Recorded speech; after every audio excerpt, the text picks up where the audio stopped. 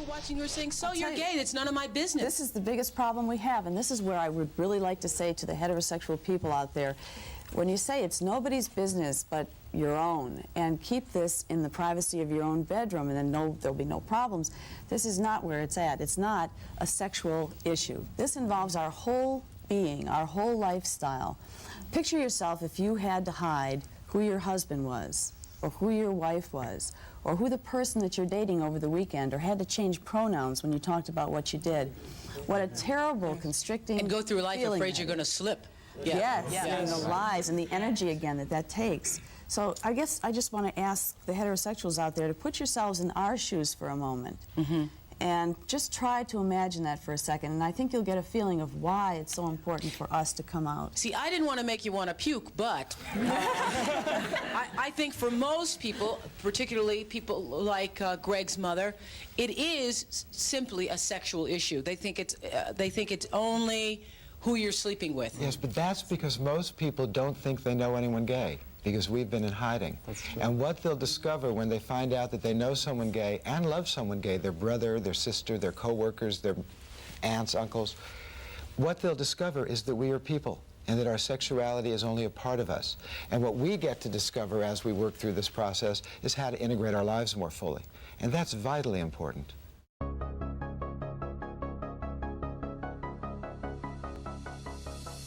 There's no pallets! Wait, there's a 4-lane? I don't make this.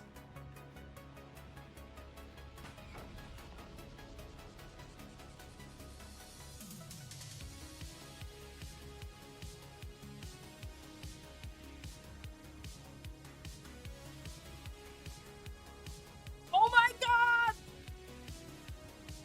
Oh my god! Oh my god!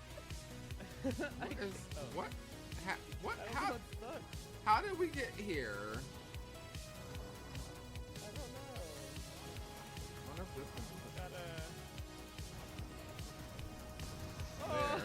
know. Oh my god, Ash! Oh no! I didn't think that was I didn't think it was gonna do that! Roommate. Exit. Exit from this. Oh jeez. No, no, no, no, no! Oh my god! And who did that? What the fuck?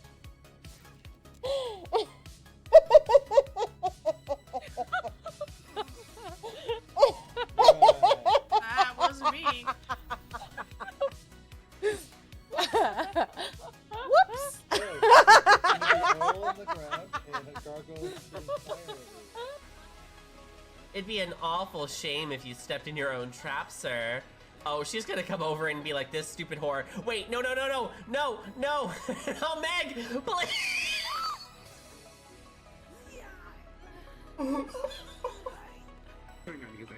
No sound detected. No, then I think you ejected it, right?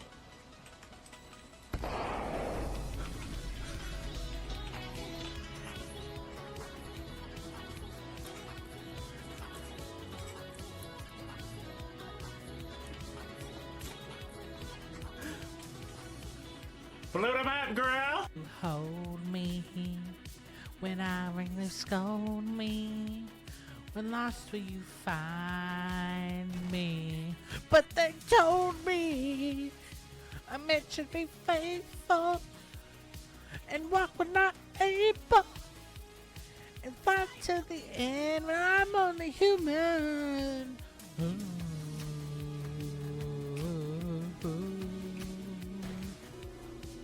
Don't think I'm supposed to be here. I don't think I'm supposed to do it this way either, but I'm going to anyway, and no one can stop me.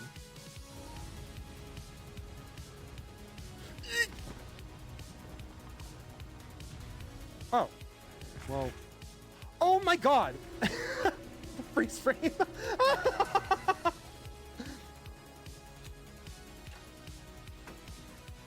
me a skill check. Give me a skill check. 21 stacks. Let me use it, please. Please. Fuck.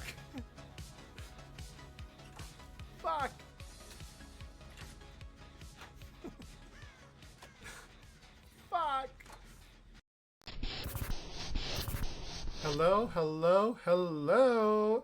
How's everyone doing? Happy National Coming Out Day. I'm assuming you could hear me. Thank you so much for the raids, John Pucci and Mcbxssy. Thank you, thank you, thank you. Appreciate you all. How's everyone doing? Welcome to Life After Coming Out. I am your host, TheFunkoBeard. You call me Funko. I put the fun in Funko and the bear in beard. My pronouns are he, him. I am a Latin and Latinx, half Mexican, half Chilean, part of the Twitch Latin Guild. I am also an LGBTQIA 2S+ streamer who occupies the G within our community. Also part of the Twitch Pride Guild. Now, today is National Coming Out Day, and I thought it'd be important for people within our community to share our stories, and hopefully people can relate, people can feel inspired, because National Coming Out Day started in 1988 because it was the year after March that 750,000 people took place in 1987 on the week of October 11th. So it's the first ever National Coming Out Day was in 1988, October 11th. The clip that I played before was from the founders. They were on their Oprah Winfrey show talking about how important National Coming Out Day was and coming out in general. And that march is very important because there was also the national coverage. So people who went on that march were being outed. They were prideful. They weren't scared of their family finding out, of their employers finding out, because it was national news. And so now it's celebrated every year for those who have come out, will come out, and those for the future to come out. So well, welcome in, everyone. Mcbxssy, I have something almost soon. soon. So we have a great panels today, and I'm really excited to introduce them all. Let's get to it, to these wonderful streamers. Let's see our beautiful panelists. Hi. Oh, hold on.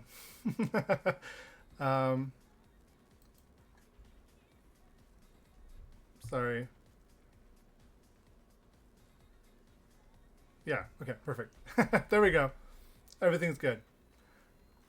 How's everyone doing, by the way? Welcome in.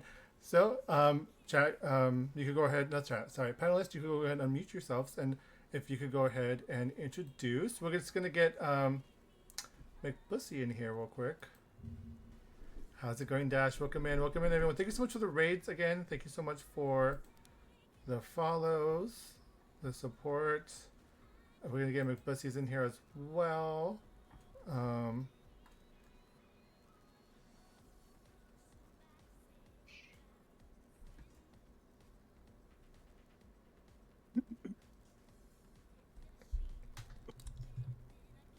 But while we get Mcbxssy's in here, if we could introduce the panelists, SimplyAretha, if you would want to go first.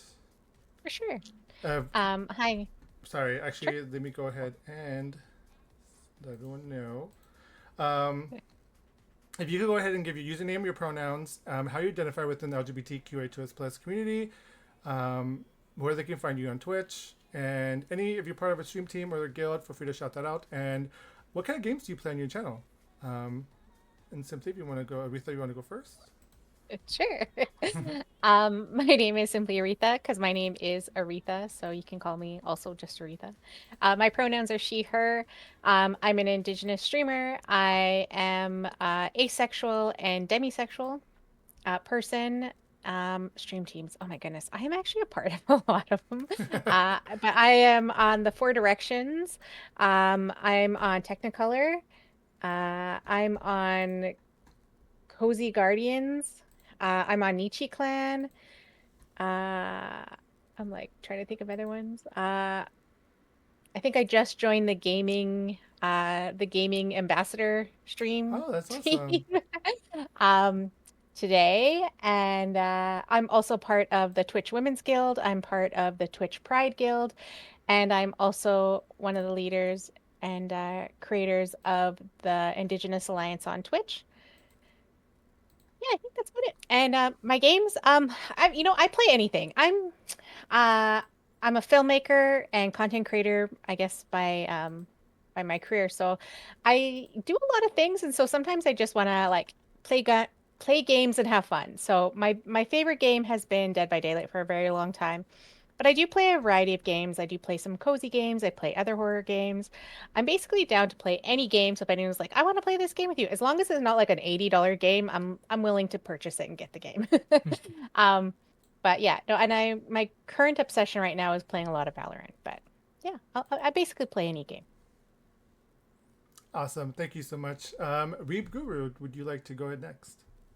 Oh yeah, hi, I'm WeebGuru.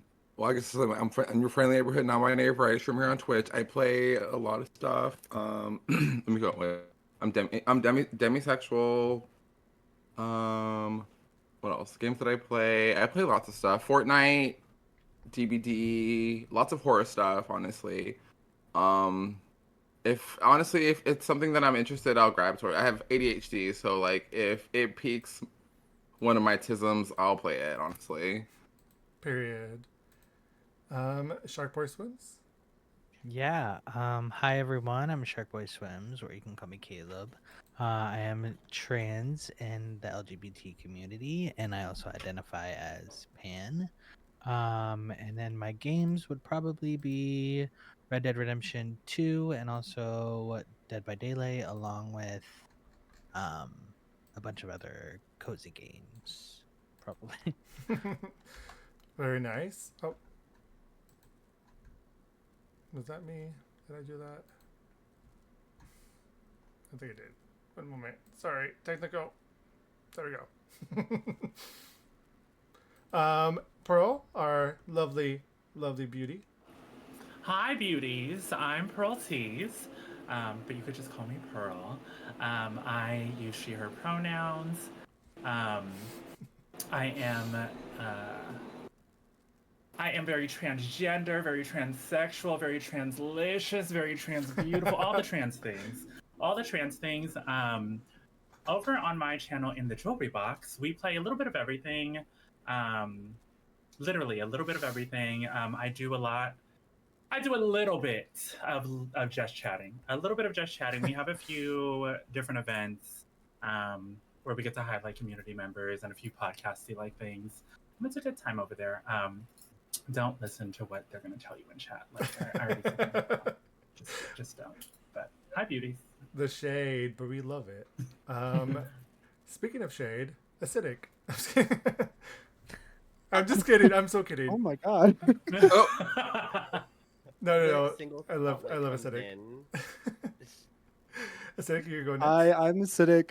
You guys can call me Acid. I play a lot of horror games, really just Dead by Daylight. I used to be good, and then I stopped playing for 2 weeks because I played my first Zelda game, and now I can't hit a skill check to save my life. I put the B in bisexual and the LGBT, also not. I'm part of Team Journey. I just recently joined, and I'm new to Twitch. I've only been streaming for about a year. My year anniversary comes up on the 24th, I think. That's me. Hello. That's awesome. Also, joining us to... Oh, go on. I forgot. We're supposed to do the teams we're on. I'm on teamwork and I just joined the gay ambassadors. Yeah. The gaming mag ambassadors. Sorry, I'm be You're messing good. up, girl. You're good. It's okay, bro. I forgot too. Yeah, I am on many teams. I'm on Technicolor, Overture, the Twitch Black Guild, and the Twitch Latin Guild. Same. Also in the Twitch Black Guild. Already just keep looking up. It's okay. I didn't even see what 2 teams I'm on, but it's okay. I could go last on that. Joining us, thankfully, as a surprise, but we love it, is Aries to Fairies. Thank you so much for being here. Of course. Hi, I am Aries of Fairies. I am half cam, half VTuber variety streamer. Currently, I am on our horror hyperfixation before I hyperfixate on another genre of games that I will abandon most certainly in another 4 months, like I always do. But the most consistent games that we do are like first-person shooters and survival games, but my community has a focus on paganism because I myself am a practicing witch, so we do like tarot readings and talk about that kind of stuff. So we are quite horror-oriented and ghoulish and also spiritual. I'm also part of the Latin Guild and the Pride Guild, and then my stream teams are also Team Journey, which I also recently joined in, and then the Spicy Noodles and the Fire Keepers, which Spicy Noodles is just a friends group of that I've made. Well, I didn't make it; my friends made it after Shannon's Online went to partner. And then the Fire Keepers is a stream team that which if you're into Souls games, everyone should check out because it is a stream team full of people who are focusing on Souls-like games. And I have recently started Elden Ring, and I will be moving on to Witchfire very soon. And yeah, ding. And last but not least, let's give it up for Mcbxssy. If you could go ahead and introduce yourself, your pronouns, if you're part of any stream team or guilds, what can they find on your channel? What games do you play, and how they can follow you on Twitch? Yeah, hi everyone. My name is Mcbxssy. I identify as queer and non-binary for now, possibly dabbling with trans mask. There's a lot we're gonna, still have to figure out. I use they, them, he, him pronouns. I have absolutely no preference out of those 4, which ones you use. I do consider myself a variety streamer. Primarily, though, I do stream Dead by Daylight. Other games I play are Fortnite, Minecraft, Valorant, kind of all in the, realm of, I feel like when people are sick of Dead by Daylight, they branch out to other games, Overwatch too. I am not part of any stream teams yet or any communities, like official communities. I have applied for the Pride Guild, so keeping my fingers crossed for that. And yeah. Perfect. Thank you so much all for being here. Thank you so much for volunteering your time to do this panel. Again, I thought this panel would be very important for those who are still discovering their journey into coming out, those who have come out and can relate to your stories, or those who have come out and maybe have a different experience from what you have experienced. And it's good to know the whole spectrum of our community. That's also a way for people who are not within our community to kind of understand and bridge that gap to acceptance and understanding. So thank you all so much. Now, we're all part of the LGBTQIA2+ community from various letters of the alphabet. How old were you all when you knew that you were not part of the heteronormative lifestyle?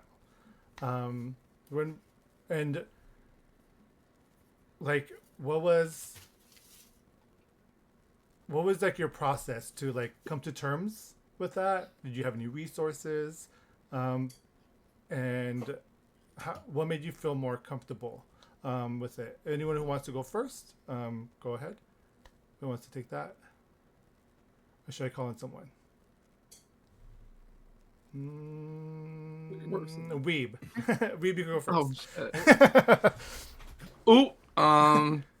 Well, I came out when I was like 11 going on 12. So I would say pretty early on for a lot of people. I don't know. I just kind of came out with it at some point to one of my cousins, and then it was, I would say I was like completely out by the time I was in college. Like it was pretty easily understood. Wait, at least like vocally. Before we go into all that story, how old were you? Sorry. I was 11 going on 12. Perfect. I should have just gone on the age first, and then we'll go more into it. Party. My apologies. SimplyAretha, how old were you when you knew that?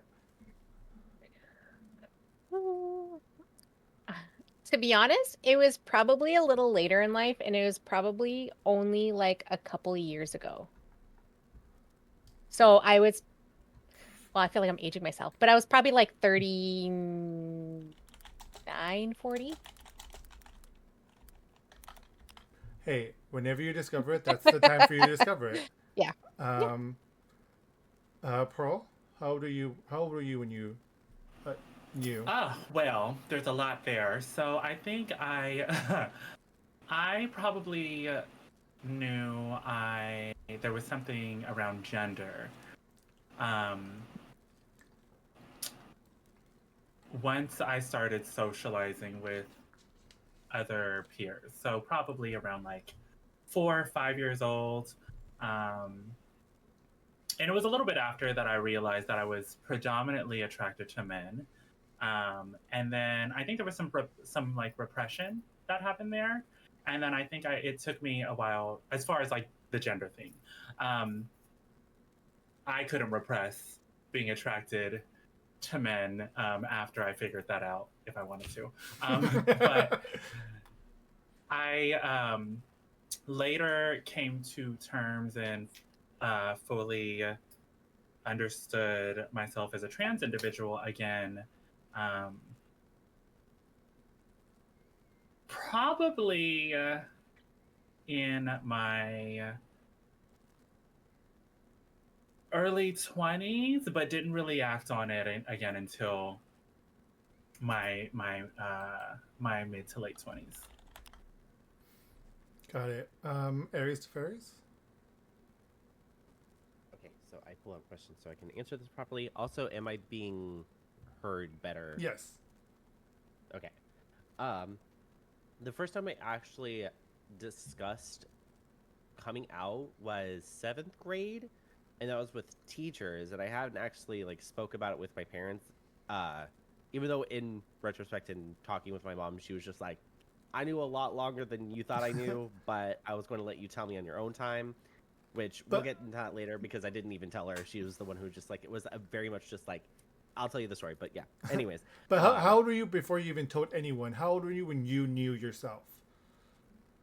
I would say also 7th grade because that's when I actually, because my parents were very sheltered in religion to the point that I did not know it was something that you could be until because the reason why it was discussed was because Proposition 8 was being voted on in California at the time, and we had teachers talking to students about what that meant. Because I was like, oh, I don't even know like what this is about. I just know that my parents are really angry about it, and a lot of people around us were angry about it and were picketing and all that stuff.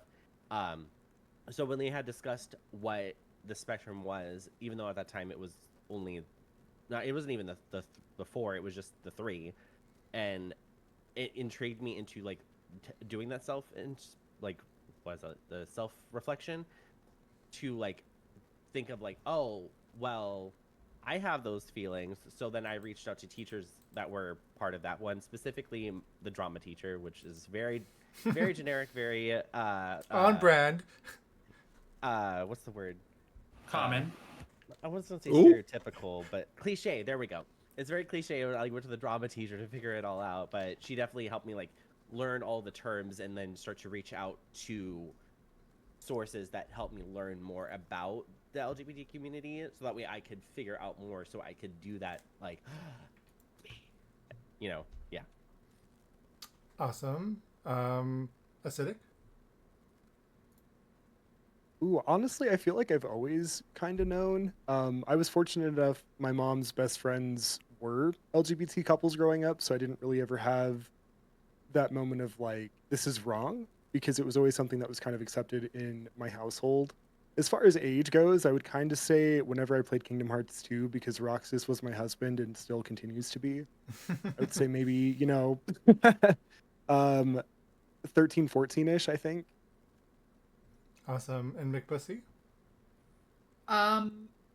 It was definitely in high school when I knew that I was queer, when I started, questioning my sexuality. It wasn't until a few years ago, post-college, that I started thinking about gender and not identifying as a cis person. And SharkBoySwims? So the time spectrum is like all over the place for me. But when I was younger, I kind of always knew something was different in regards to my gender. I knew something wasn't um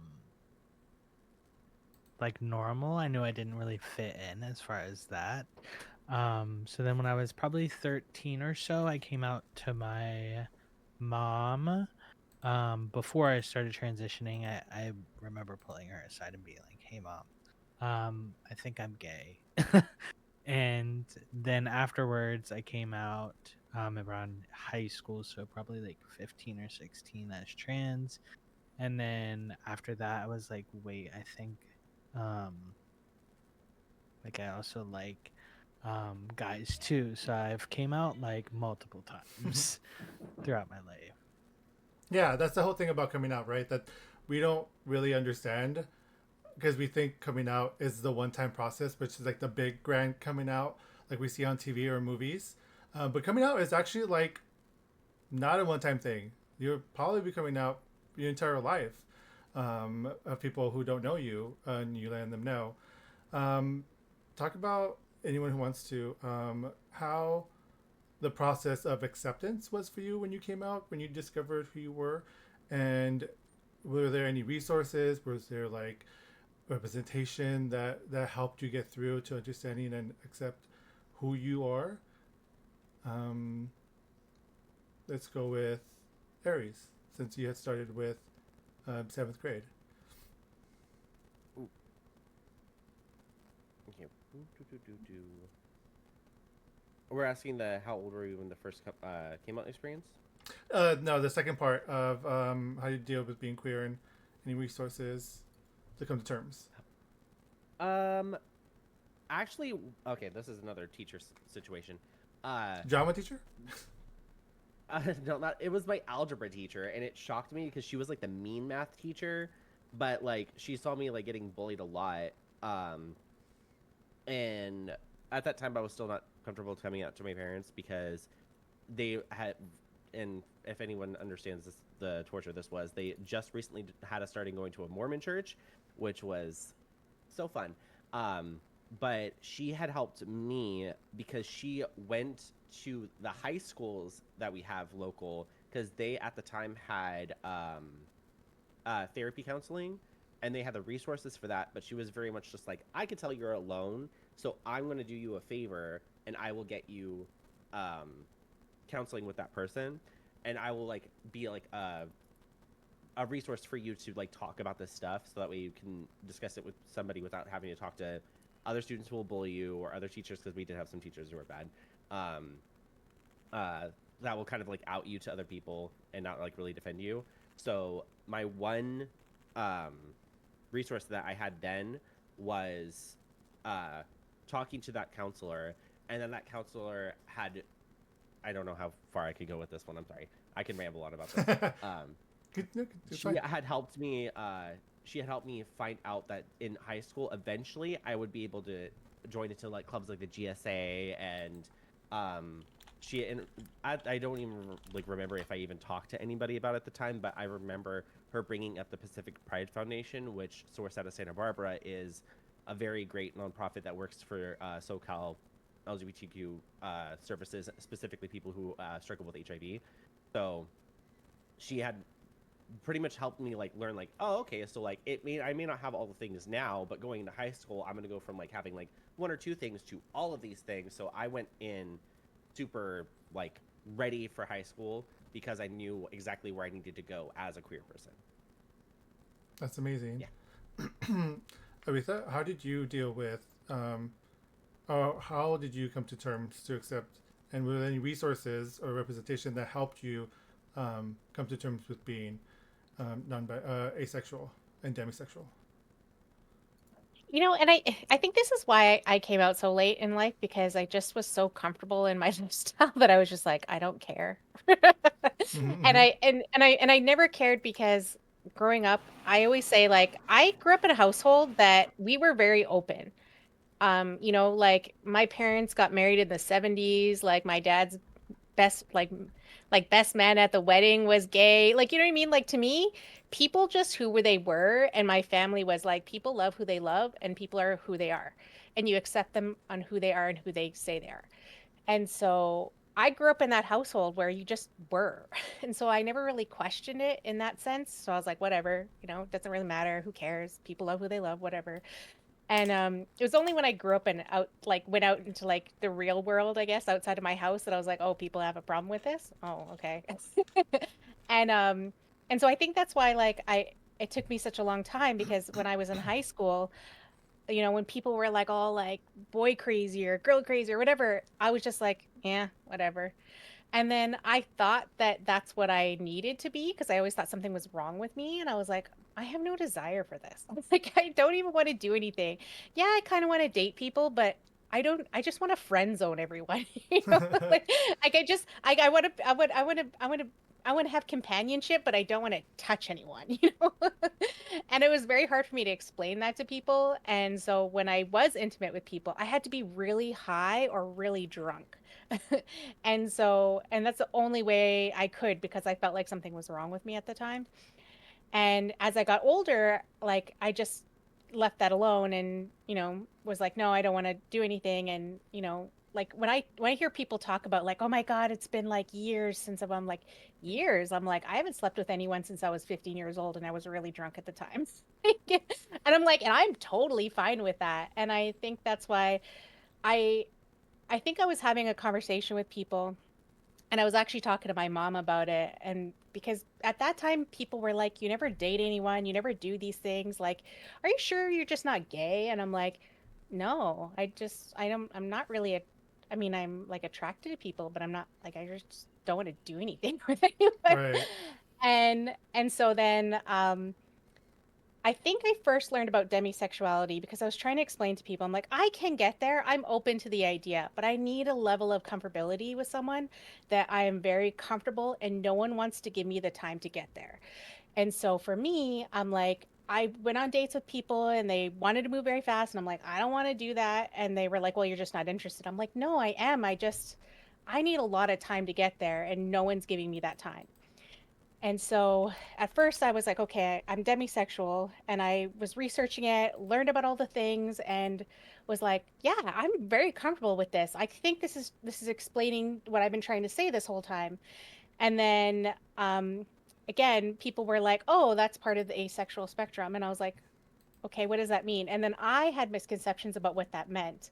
And so I then again was like watching content creators talk about it, read a whole bunch of books about it and like just researched about it. And I'm like, oh, again, this is what I've been saying my whole life. I just didn't know it was called something. And so for me, it was like, oh, okay, now I actually have the language to say what I've been trying to say this whole time. So I like, that's what I was like, technically I came out like a couple years ago, but technically I've known this for a very long time. I just didn't have the language or I guess the label to describe what I was trying to say the whole time. Yeah, and finally putting a name to it really, I'm sure, was eye-opening. And like, now I know what it is. That's me, which is very empowering. That's amazing. Pearl, how did you come to terms with being trans? And were there resources, representation that you saw that helped you as well? I mean, I had to. I mean, coming to terms with being attracted to men was a lot easier. There's gay folks, people into men everywhere of all, whatever. There wasn't really much representation for trans folks that I knew of growing up. And I, in my early 20s, outside of work, I'm also an entertainer. It probably wasn't until I got deep into entertaining that I was able to see what a trans person looks like in real life and what we looked like outside of shows like Jerry Springer and Maury and stuff like that. And especially being here in San Francisco, like once I got to meet like some of these other entertainers who were trans, I was like, oh, so this is not like this deviancy thing. Like these people actually just exist. And I don't know, because I mean, even within like the LGBTQIA plus community, like take the T out of it, there's still a lot of like transphobia within the community, right? And I think that outside of like my entertainment peers, like I didn't have queer friends that were talking about, or trans folks, or even really had trans friends or trans people around them. So once I started entertaining, I saw that we existed in a different light, and that we were real. And I had like even in college, I went to San Francisco State University, and I don't even think I knew any trans folks there either. But I had a best friend that was a very androgynous person at the time, and we became like best friends. And later, they started their medical transition, and out here we have had an institution. It's a restaurant called Asia SF. It is a restaurant. It's like a 3-course meal kind of thing. Everyone who serves you is a trans woman, and as you have dinner, they perform cabaret. Me and my best friend went there, and like all of the women who work at this establishment were like some of the most beautiful women on this planet, like drop dead gorgeous. I was like, oh my God. Anyway, my best friend eventually started her medical transition, started working there, became friends with the girls, and like later they became like my sisters into helping me come to terms with like my own gender journey. But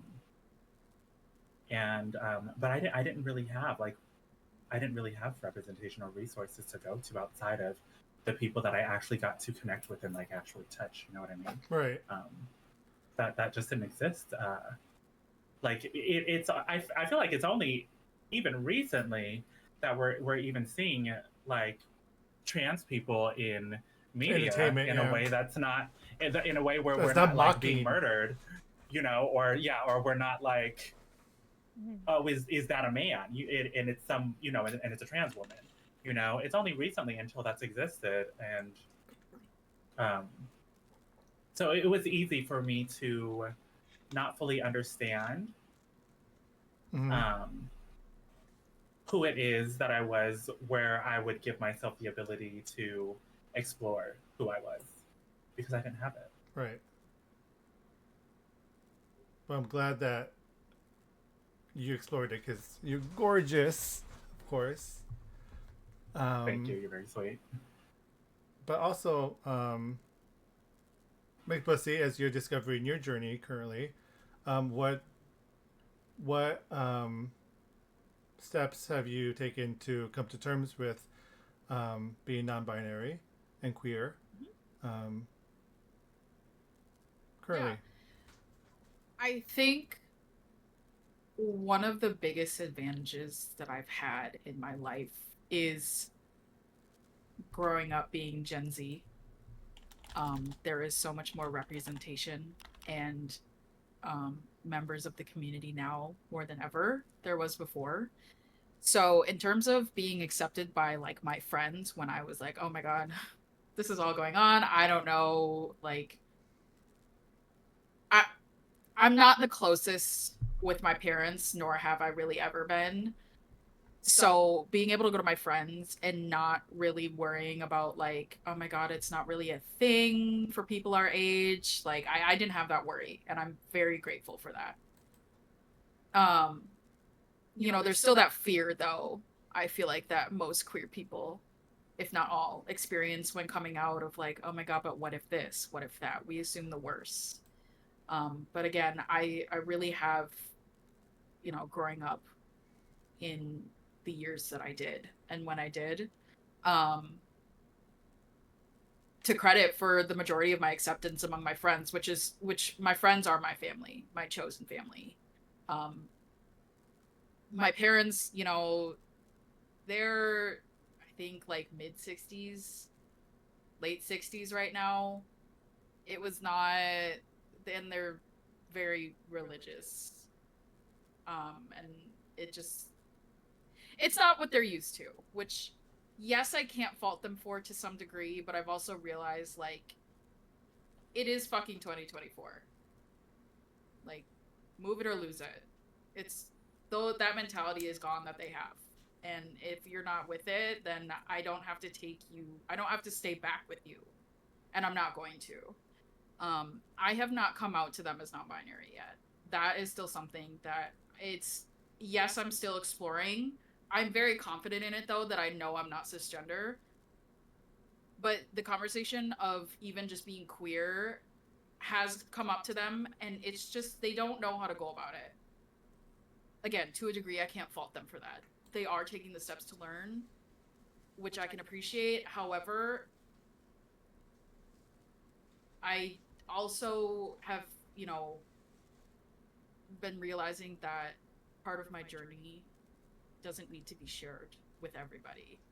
And, you know, I do think I owe my parents a conversation of being like, hey, at some point, whenever it is, this is who I am and who I identify with. I'm not going to wait for you to accept me. I will move on in life without you, because I think they already have kind of, you know, picked up on that hint. But at the end of the day, they are my parents, and, you know, it's ingrained into me, you know, that I do want their acceptance and their love for everything they've given me. But again, it's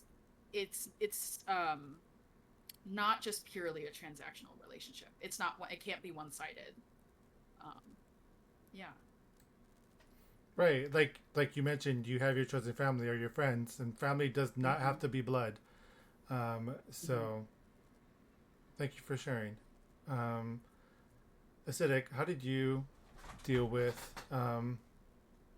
or processing being bisexual? I know you said that you grew up in a family where being queer was accepted. When did you come to terms with it?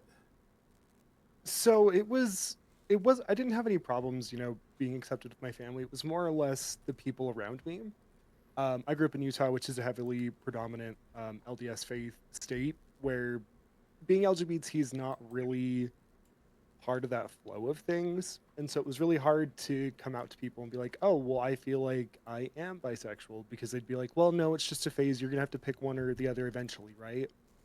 And it's like, no, even from that point to now, it's still, you know, I'm attracted to both sexes, and, you know, it is what it is. But it's just, it was always hard hearing people that I cared about the most telling me, you're gonna have to pick, it's a phase, you're not actually bi, you're just confused, you don't know what you like, you don't know what you're talking about. And it's like, why do you get to decide what I like? And that kind of thought process really kind of pushed me to not caring, kind of like Aretha, where it's just, I'm the person that lives my life, you don't live my life, so why do I care about your opinion on the way that I do things? I'm sorry that, you know, you don't agree with, you know, the people that I love, but again, I love them, and so I'm just gonna do it. Life is too short, you know. I'm 27, I've still got another 60 years to go. I'd rather live my life happy being me and cutting out people that don't want to be there. If you don't want to be there, that's not my problem. You can go somewhere else. Someone else will fill your spot. You know, it's just like, again, we have so much time left, and it's about me existing and being happy with me. And I don't know. I got blessed. I have like a really amazing partner. She also is bi, and so it kind of balances itself out because we found each other in this kind of hectic state. And so it's really nice to just have somebody there that also gets it. It doesn't feel you have to pick one side, one or the other at some point, you know. But that's kind of where my path kind of went.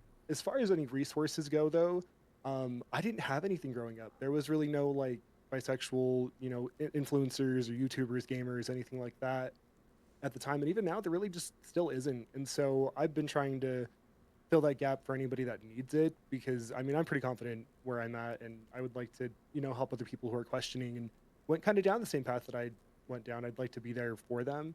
I also discovered bi.org.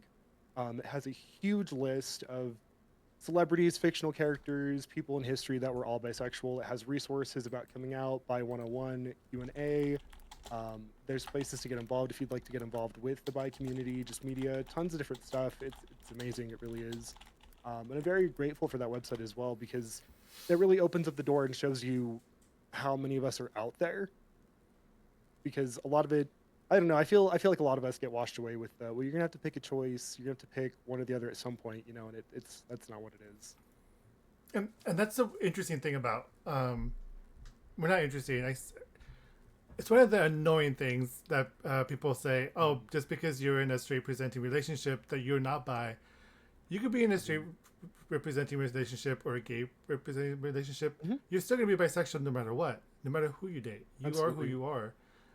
So yeah, I understand your frustrations, and hopefully sooner or later people will get over the fact that bisexuality does exist, and you could be very happy with a partner of either sex, either gender. So thank you for sharing. Weeb. Thank you. How did you come to terms with being non-binary as well, and come to terms with yourself being you? Well, I came out as gay or pretty early. I would probably say I was very like it was showing everywhere, honestly. Like if you didn't notice that I was gay at a very early age, like you were just literally not looking at me, or like just seeing me exist at an early age. Like the signs were all there. Like I was blinking rainbows. It was there. But then I would probably say later on in life, in my probably late 20s, I came to terms with my demisexuality. Like I've always known it was there, but like I didn't really, again, like Aretha said earlier, like I didn't really have verbiage for it. And so once I had the verbiage for it, that was there, and I just kind of busted that door open. And then the non-binaries was probably almost at the same time, honestly, because I started to kind of really experiment with kind of getting my nails done and just kind of just doing what I wanted. Because I've always been extremely unapologetic in anything that I do. And so once I just kind of dipped a toe, there wasn't really much to stop me. And my family and friends know that I'm not one to shy away from anything. If it's your opinion, it's your opinion. But if you're truly someone who's my family or friend, you're gonna support these transitions in my life and be there and truly. And if not, you can kick rocks, because I have no time, and I don't really function around people who are gonna not support what I'm doing, in and out of my sexuality, or my gender representation. You're either gonna be ride or die, or do what you do on that side of the world, and I'll do what I do in my little bubble. Yeah, I would say, I think that's it. Did I cover everything? You did.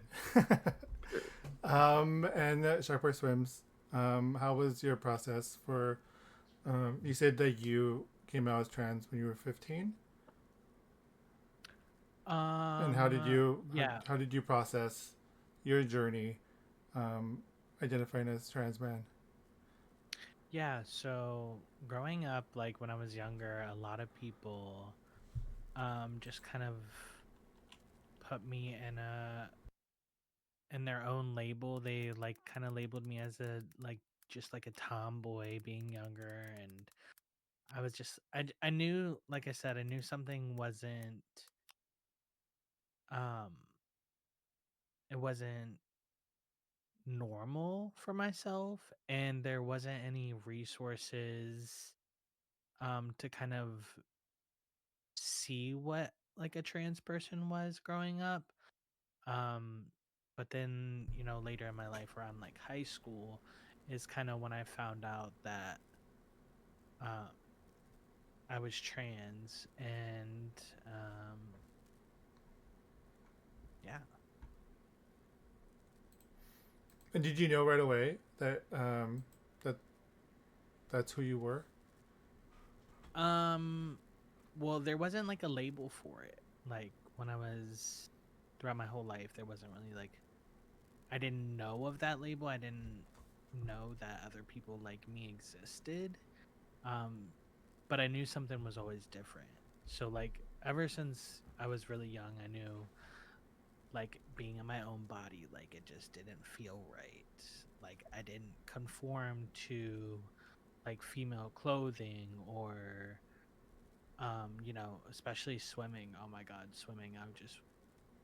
I was like dreading being able to swim. But then later in life, after I started my medical transition, it was a little bit easier, and I started to feel more comfortable with my skin, and yeah, if that makes any sense. It does. It really does. Thank you. I think before we move on to our next question, we're going to take a quick ad break. I don't want anyone to miss any of the wonderful words that are being said here. So we'll take a 3-minute break. Be right back. And thank you all so much again for being here. And we'll continue this amazing discussion and sharing our stories very soon. Be right back. Yeah, I want to talk about that, because isn't this just throwing it up in people's faces? Isn't it, to a great extent, better if you want to be gay, just keep it to yourself and do what you do, and it's nobody else's business? Exactly. No. That makes me want to puke. That's what she makes you. That's what Oprah. That's what everybody says. That's her favorite line. I mean, for his parents and for a lot of people watching who are saying, so you're gay, it's none of my business. This is the biggest problem we have, and this is where I would really like to say to the heterosexual people out there, when you say it's nobody's business but your own, and keep this in the privacy of your own bedroom, and then there'll be no problems, this is not where it's at. It's not a sexual issue. This involves our whole being, our whole lifestyle. Picture yourself if you had to hide who your husband was, or who your wife was, or who the person that you're dating over the weekend, or had to change pronouns when you talked about what you did. What a terrible, constricting and go through life feeling afraid you're going to slip. Yeah. Yes, and the lies and the energy again that takes. So I guess I just want to ask the heterosexuals out there to put yourselves in our shoes for a moment. And just try to imagine that for a second, and I think you'll get a feeling of why it's so important for us to come out. See, I didn't want to make you want to puke, but I think for most people, particularly people like Greg's mother, it is simply a sexual issue. They think it's only who you're sleeping with. Yes, but that's because most people don't think they know anyone gay, because we've been in hiding. That's true. And what they'll discover when they find out that they know someone gay and love someone gay, their brother, their sister, their co-workers, their aunts, uncles, what they'll discover is that we are people, and that our sexuality is only a part of us. And what we get to discover as we work through this process is how to integrate our lives more fully. And that's vitally important.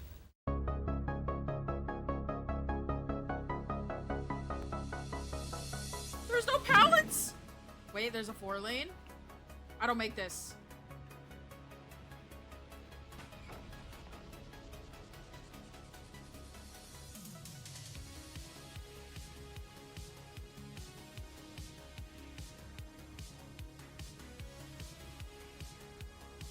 Oh my god! Oh my god!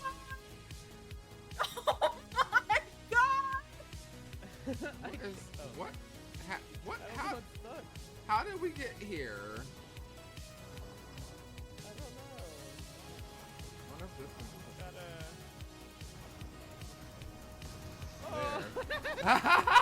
Oh my god, Ash! Oh no! I didn't think that was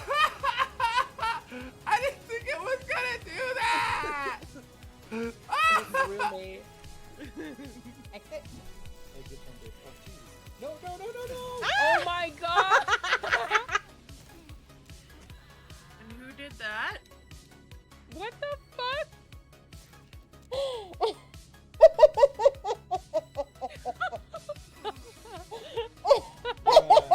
That was me. Whoops!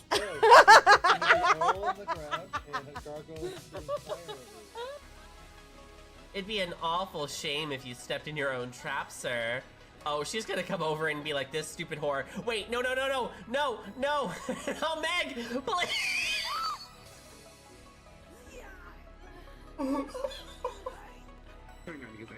No sound detected. No, but then I think you ejected it, right?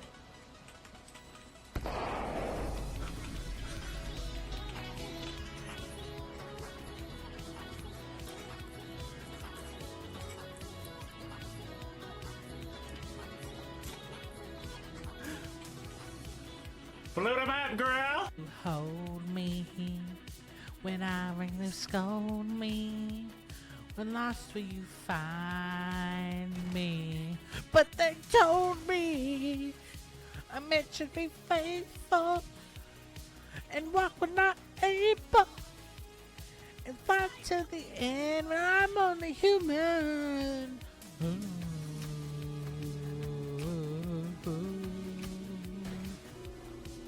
Don't think I'm supposed to be here. I don't think I'm supposed to do it this way either, but I'm going to anyway, and no one can stop me.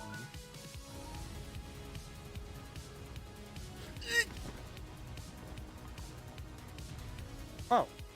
Well. Oh my god! The freeze frame!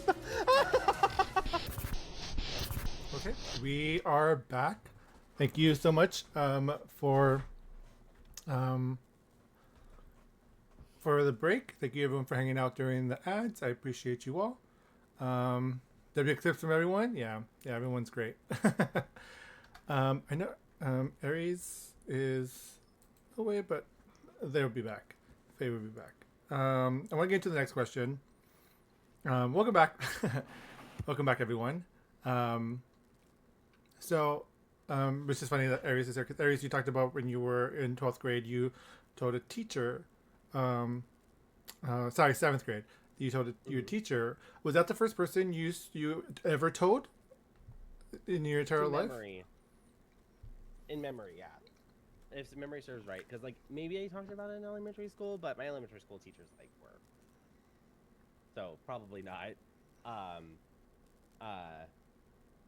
Oh, what's the question beyond that? Sorry. Well, the question is how were you when you first came out to someone, and it didn't have to be like the big come out to your family, like to a friend, and how was that experience? Was it positive? Was it negative? Sorry, my autistic brain literally was just like, I hate my teachers. But the first person I told in memory was it was a couple teachers, because each school like of course has like the crisis outreach people that they usually like push you towards. It was an English teacher that I don't remember her name, sadly, because that's eons ago, and then the drama teacher, and then one of the people who work in the main office. I was already getting bullied for being more feminine as it was, and of course I did not know that there was like the whole spectrum that you could be. So I told them first that I was resonating with the expressions that they were telling me that we could be. And then I think the first ever teacher that I actually said like flat out like I am to was and I'm still friends with her today, which is amazing, was my freshman year art teacher that I took all of classes with through all of my high school years with her, because she was the one who ran the GSA, and I felt the confidence with her. If she ever sees this, hi Jennings, love you. She was the first person I was actually able to go to, because she was, unlike other teachers that were like kind of ham-handed about swatting off like bullies and rude people and stuff, she was very much like, I know you're a bully kid, get the hell out of my classroom, like you can't hang out here. like this is my like class periods and stuff. If you're in my class, you don't do that. If you don't have my class, you don't come in. I don't care if you want to like complain to your parents that I'm being mean to you. I'm not tolerating you. So I was just like, oh my gosh, like mom, I'm gonna tell you everything. And when I actually even with a mistake that's so correct, 12th grade, when I was actually exiting high school, because we did in my freshman and sophomore year, we had the president of the club was non-binary, and they were talking about that specifically. Later on, they became trans, but they were non-binary at the time, and they discussed that. And I was discussing that with her in my 12th grade year because I was progressively getting more into like being pagan, and which was I was about out here telling my whole life. Sorry, but the funny thing is because she's also in the Mormon church, but she is very pro like other people having different kinds of spirituality. So at that time, I was exiting the church, and I was finding my way in paganism. And one major motif in paganism is that each person is both, because you have elements of masculine and feminine that make you who you are. So like since I had like strongly resonated with that witchcraft, like I was like, well, I feel like that's who I am, and that's why we discussed that part. So after we had that discussion, I would say that that's the time I actually told somebody flat out that I prefer to be non-binary. I want to be express that as my identity, even though I didn't like fully tell it to everybody. She was the first person I told it to. Oh, nice. So Aretha, who was the first person you told, and how was that experience? Was it the whole family experience, or was it like a friend or coworker? I have no idea. Like, I think I was driving, picking up fast food with my mom, and we literally were having a conversation about it. And I was like, I think I really just don't want to do anything with anyone. And it was just, again, it was like, because my household just being like, people are who they are. It was just a very like conversation. And I think I don't know, like I do talk a lot with like the people who I own the Discord with, which is like Lee Spunky, Coda Girl Chan, my friend Tasha Who. We own a Discord together, so we talk all the time. And it might have been just with them, to be honest, where I was just like, I was reading this thing and I think I misunderstood what asexuality meant, and I was researching it the other day, and then I was watching videos about how people have misconception about what it means, and I realized I had those misconceptions, and I think I understand it better now. And now that I understand it better now, I think I realized that I think I'm asexual. And so I think it was just like in the group where I was just like very just having a conversation, just talking with them, and just kind of like just blurted it out and was like, yeah, I think that's the only time I've ever like said it out loud, where I was just like, yeah, I just started reading this thing and I'm like, I think that's what I am. How was the reactions to you telling them? It was, well, yeah, and it was like they were like, yeah, we could see it, because like, all of my friends have always been very like, we talked about like, I think we were joking one time and saying like, oh, everyone has a hoe phase. And I'm like, I never had that. I never had that. I'm like, I can count on one hand how many times I've slept with people in my entire life. I'm like, I never had that. I never wanted that. I thought I needed that, and I thought I should want that, but I never had that. So I'm like, and then they would like kind of make comments. They're like, yeah, we're pretty sure you're queer, just something else. Because I never related to those kind of things. And so yeah, but it's always been like a very we're a very supportive group, they're members of the LGBTQ community as well, so like they were just like, yeah, we were pretty sure you're a member. That's beautiful. Weeb, who was the first person that you came out to about being non-binary, about being demi, about being queer, and how was that experience for you? the being like coming out as gay was my cousin. We share an age. We're really close in age, and we used to live with each other because I had a period of my life where like I jumped guardianship a lot because like I guess for context, like I dealt with a lot of like abuse with my mom's. My mom was in a lot of abusive relationships, and so there was a lot of times in my life where I kind of went from person to person to person, and my cousin Laura was one of the persons that I ended up living with, and we just got really close. And so even when I was older and I lived in Texas and she lived in California, I like called. I can remember like specifically like I just got my first cell phone, and I could remember like like literally hiding because I had like a little walk-in closet room, and I could remember like hiding in my closet and calling her and being like, Laura. She was like, what? And I was like, I'm gay, and she was like, and like, and my family were like super like blunt, and we're really silly too, and she was like, duh. And she literally said, duh.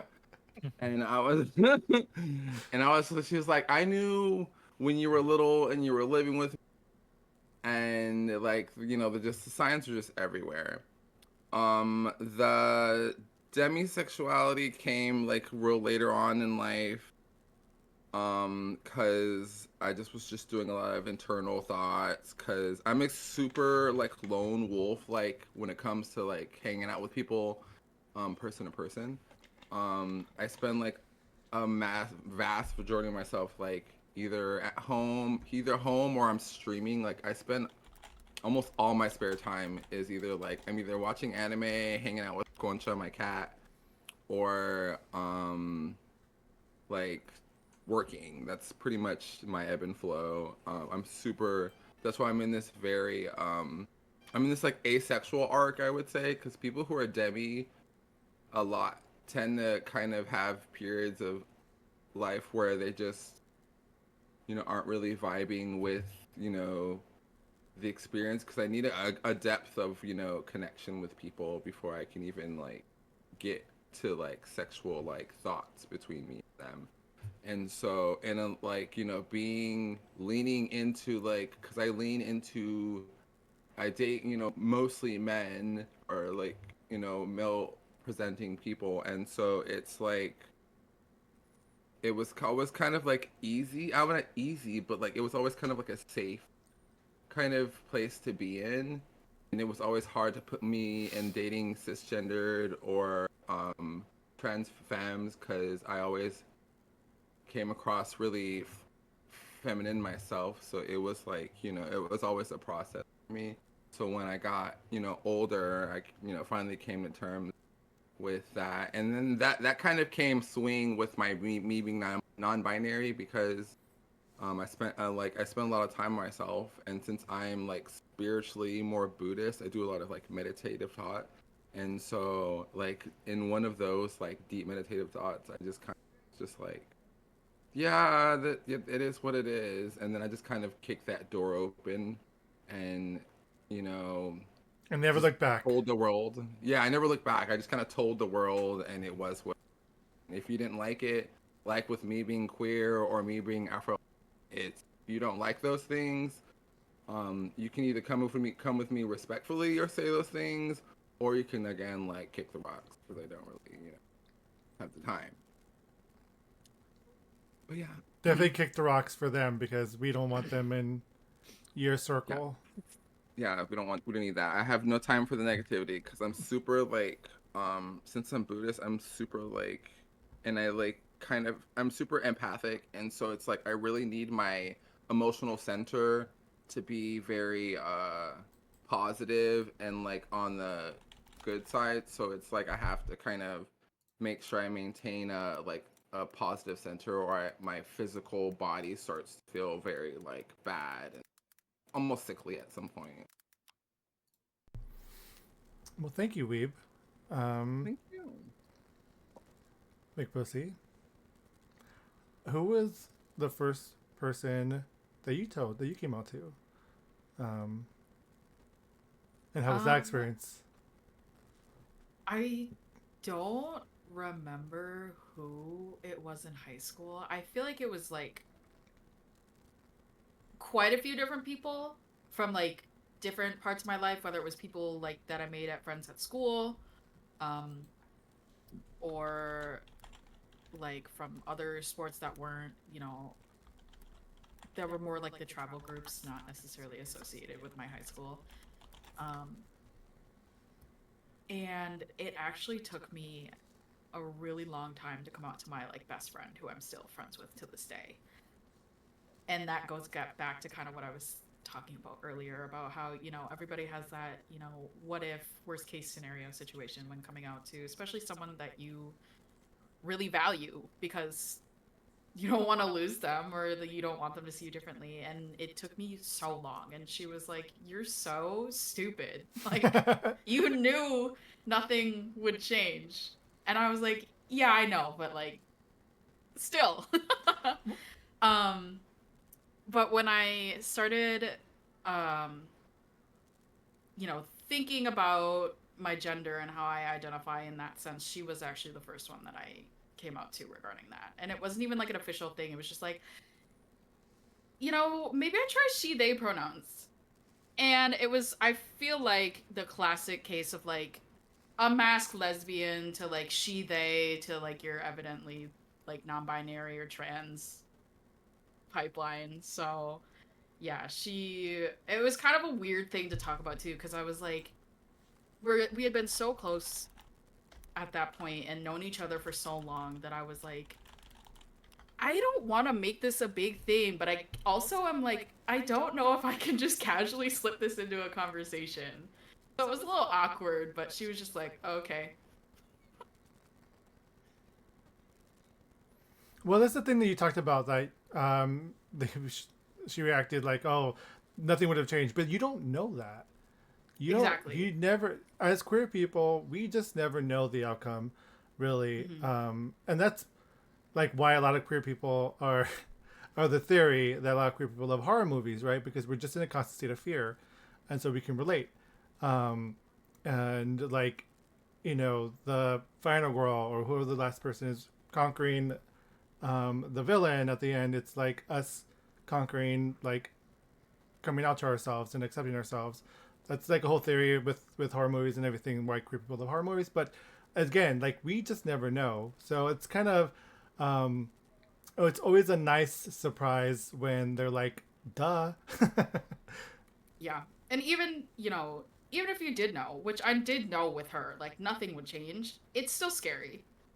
You don't know what, you know, what little thing might set someone off. Or even like, they like face value will be say they're okay with it, but like deep down inside, you never know what they're really thinking either. And that's like one of the fears as well. It's like, are they okay with it, or are they just saying that now and then who knows? But thank you for sharing. Acidic, who was the first person you told, and how was that experience, and how did they react? So the first person I told was actually my old friend Chris, when we worked at a Boy Scout camp together. It was one of those like middle of the night, heart-to-heart conversations that, you know, they just happen in the middle of the woods. There's no internet, so what else are you gonna do is talk to people, right? And Chris, surprisingly enough, also had come up to me as bi in the same conversation, and so it was really like, okay, I see you, you see me, I have a support system now. And so it really ended up being one of the best friendships I'd ever made, because I had somebody else who was experiencing the things that I was experiencing, and I honestly feel very lucky, especially with, you know, Utah, very religious, Boy Scouts, like all three of those things stacked up against me, I managed to luck out. That's awesome. At least you found someone who can relate and have found a support system. Oh, for sure. Pearl, who did you tell about liking men, and then who did you tell, or how did you let someone know that you wanted to transition? I I just have to say, Trans. acid, that's spicy. That is spicy acid. Okay. But all right. The first person I told, the first person that I told that I sexually was interested in men was a cousin of mine who was a little bit older. She was someone who I looked up to and was one of my favorite cousins at the time. I remember telling her via email. And this is like during the time of like AIM. I don't know how many of y'all know. Oh AIM. my God! Yeah, Yes. This is during like that time, and she sent me an email back. Like it was so dramatic. I was like, I have something that I need to tell you, and then I like left all this space, and at the end it said, "Oh, I mentioned I like men," and she replied, and she was like, "Oh, you may have found like a guy or two cute, but it could just be a phase." That was the first person I told that I was into men. When it came to me coming out as a trans woman, it was almost like, I don't know, when I started going to, probably middle school, that's when I started probably getting the questions, oh, you like men? You like men? You like men? And it was one of those things where everyone was like making all these assumptions about you before you were able to come to terms with it yourself. As an entertainer, I had that journey also. Like, are you one of the girls? Are you one of the girls? Are you? And then eventually the first person I told was my best friend who had started her journey. So my current partner is also trans, but I think it was probably my previous partner who was also trans, who I told that my sexuality is actually a little more queer than heterosexual. Yeah, which, at that point, as an adult, people were with it. So That's good. Get with the times, damn it. And SharkBoySwims. Who was the first person you ever told? Excuse me. The first people that I told was my immediate family, which was my brother, my mom, and then my dad. And I came out to them by a letter because in my family, nobody really talked about their sexuality or they were open. Like, we would talk, but it would just be like very small talk, so we wouldn't be, incredibly open with each other. And I came out to them letter because at this point in my life, I knew that I needed to come out to them due to my dysphoria. It was so bad at the time, and I was like, okay, like I need to start my medical transition and like start to be more comfortable myself. So I came out to them by letter, and I was like, hey guys, I'm trans. I'm gonna be starting my medical transition, which is like, this or this. And my family, they were accepting, but they also didn't really understand. They were like, why are you gonna do this to your body, and questions like that. And it was kind of confusing to them, but at the same time I knew they loved me and accepted me.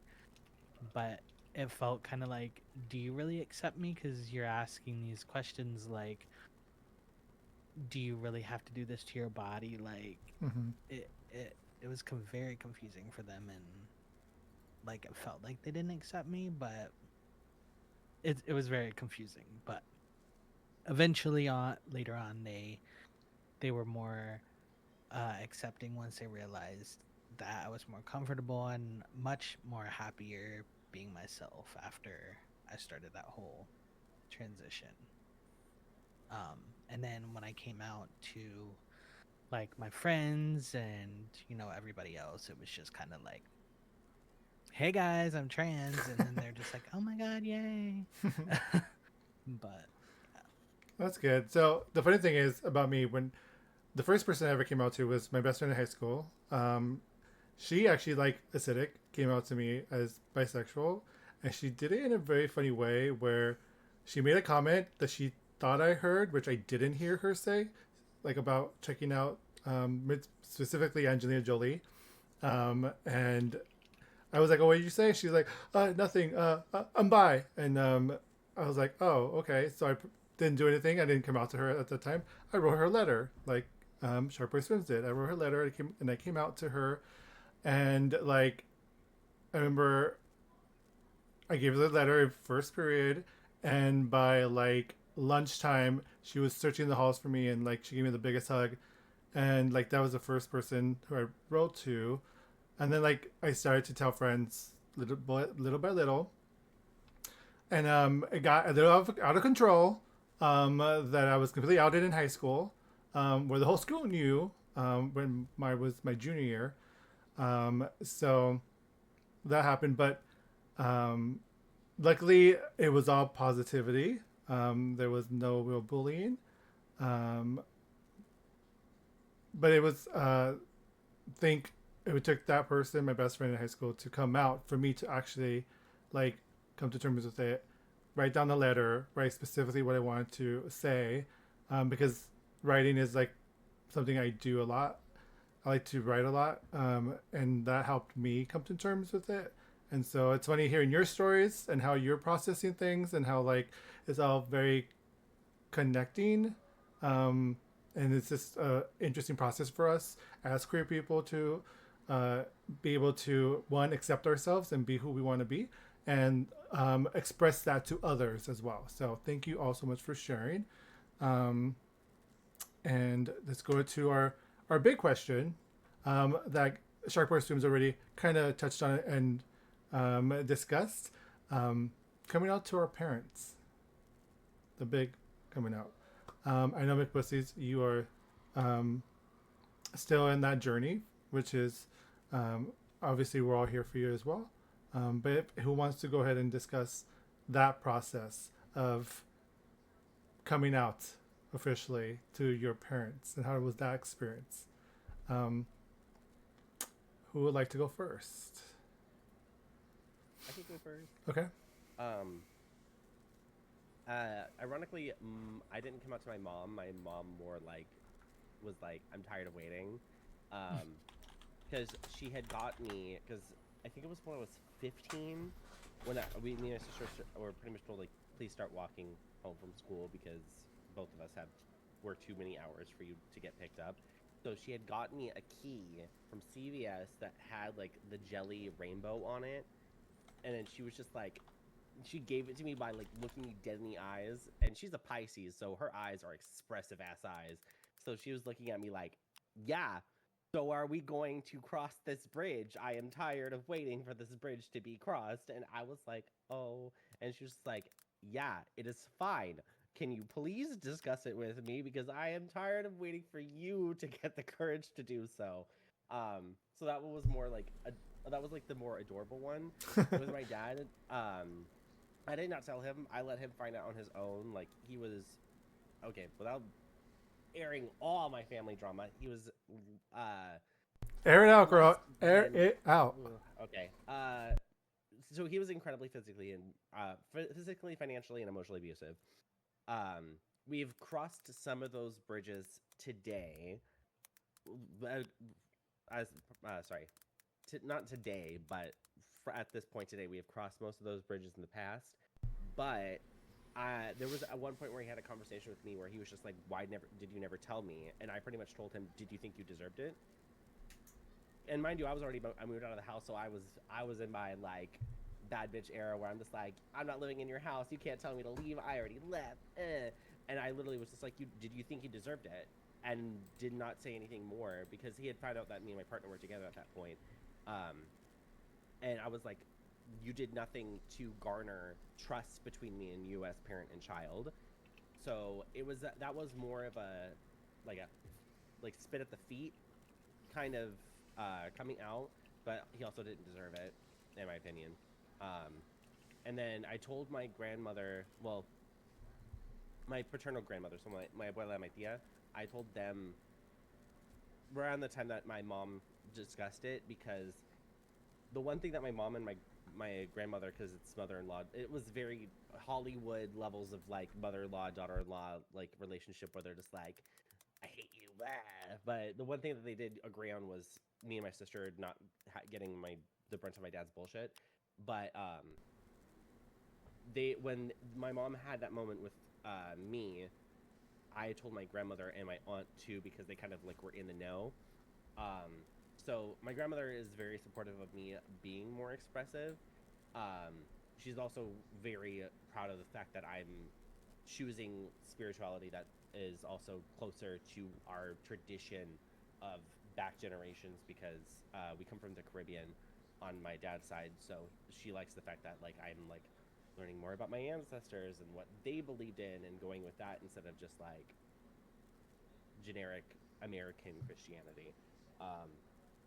But I haven't told any of my uncles yet, but I'm also not close enough for them to care, and they're all weird. So it's one of those moments where I'm just like, y'all are in Panama, like cheating on your wives and shit. I don't give a crap. Like y'all are too trifling to even tell anyway. So I've kept it to that, and also my sister. Damn, literally a big overlook there. My sister always knew, and this is my other like big ramble, because I want to show like talk about like how pivotal my sister was in me getting my courage to stick up for myself, especially with my dad. Me and her had an argument 4 years ago where we ended up like shouting a bunch of stuff at each other and then finding out that it was all secretly lies that my family had told each other about each other to make us hate each other. And I realized that my sister had really defended my like dirty secret, and I hate to say it that way, but with families like that, like that's what it is to them. And she told me that she knew when I was in like elementary school. She was just like, I always knew as big sister, little sibling. I always knew. I always kept kind of like swept up the dust behind you, so to speak. I never had to tell her, because even when I was actually like talking about it in junior high and high school and stuff, we go to the same school, so she hears everything anyways. So she was actively trying to like poke me in the back towards certain like resources, because even though she did not get those resources for herself, she wanted me to at least have them. So with my sister, I never had to do that, and I always appreciate that. I don't tell her that I appreciated her. I don't tell her enough that I appreciated that support that she gave me, because my father was so awful. I was more focused on getting away from him, and honestly, I never showed her enough appreciation, but she was incredibly pivotal in me having the courage to unapologetically express who I am today. Let's go, big sister. We love that.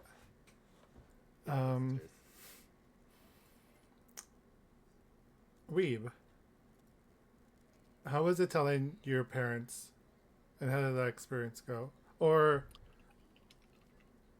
other family members? Well, my parents' situation is different in the aspect that like my father has never really had like any participation in my life. Like I've known who he's existed. I've known, you know, roughly where he was located, because I lived with his, when I told you guys earlier that like I had like different parental guardians at different increments of my life, and one of those was my father's mom, and I lived with her and my cousin, his sister, my aunt, who's she's only like a few years older than I am. And so I've never told my dad. I know my dad knows, because I'm Afro-Latin. Like my dad's side of the family is Panamanian and my mom's side is Mexican, and so everybody does chisme. It got out. Like I didn't have to tell nobody. Once I told my mom, it was like, you know, my mom told an aunt, my aunt told another aunt. It spread like wildfire, literally. And so there was honestly no, and I was kind of shocked that I didn't really get any pushback from either end, because my whole family immigrated to this country. My mom's did, my dad's family did, so I was expecting like a lot of calls to my mom and a lot of calls that I would have had to experience of people being like, you know, this and this and bringing up Jesus and a lot of this other stuff. And I got none of that.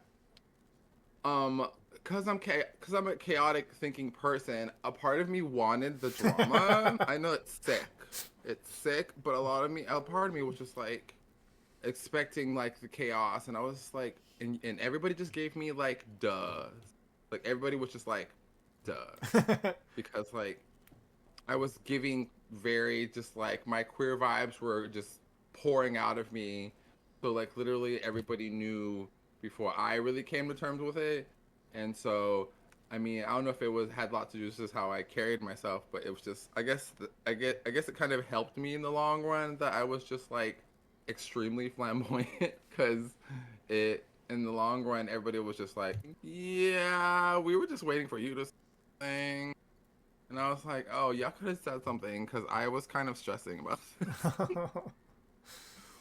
this. And like my dad, I know my grandmother told him at some point.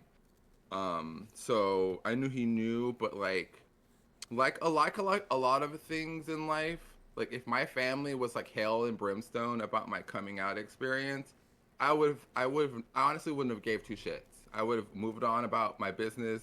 I would have been as proudly queer as I stand before you today. And if they didn't want to participate in my life, then that's on them, because I don't, especially in me being, I just turned 36 last Wednesday. Yeah, last Wednesday. And so I'm not here for to give you what you want. Like this is my life, my living experience, and if you want to support how I live my life and how I want to share my experience, then that's great. But if you don't, I'm not going to shed a single tear. I am not going to be a depresso about it. I would move on knowing that you're a person that I just don't have any need to participate with. Now, Weeb and I are both Libras. Our birthdays are very close to each other's. It's kind of how we bonded. But what? You look so young. Like, what's your secret? Me? Yes. I don't know. I don't. It's probably the melanin. Let's be honest, y'all. It's the extra sprinkle of melanin that I got from my dad's side that have preserved my skin so long. I also have to say, you know what makes me sick in a good way? Your fucking nails. Show them off, please. Holy shit. Oh, these? These? These little... Beautiful. I love it. This is my Halloween claws. It's okay. I changed these because I had a different set like last week, but I was in my diva mode, and I changed them this past week because I was tired of it. And so now we're here. And now we're here. And we're queer. And I'm I'm probably gonna change these next week. We'll see. We'll see. Acidic, how was it telling your parents? How was that situation? I know you talked about briefly, but if you want to go ahead and... Oh, mine is spicy. So I'm very shy, and I don't like talking to, like, in person. I'm very shy. So the coming out process kind of started in high school, where people would be like, "Oh, you're gay," and I'd be like, "You're half right," because it was like, "Well, you're using it as an insult. Now let me just take that away from you, right?" Well, then I turned 18 and discovered what Grindr was. So, when people talk about a hoe phase, my hoe phase was wild. It was kind of crazy. And at the ripe old age of 19, my mom happened to come home during a hookup, and I had to lie to her that we were together and she met him, and then never met him, never talked about him ever again. And I was like, "Mom, I'm ripping off the Band-Aid. I'm bi." And she was like, "Okay." And then we went about our lives, and she doesn't know that it was a hookup, because we still to this day I've lied to her, and I've been like, "Oh yeah, no, that we were dating. We were dating." Not that. And then and then I actually just found it too on National Coming Out Day. I made a Facebook post to come out, and I was like, "If you don't like it, You can unfriend me. That's cool. It's whatevs though. How long ago was that? And people were. That was 8 years ago. Today. That's It was on amazing. Facebook. It was on my Facebook memories. Yeah, I was like, this is so perfect. His National Coming Out Day. That's so funny. But yeah, so mine was kind of embarrassing, but I mean, it's funny now. That is. Perfect. Pearl, how was it when you came out to your family? Okay, so oh my goodness. My father was very like anti-LGBT anything, right? And God, this is gonna I mean, I've already aged myself.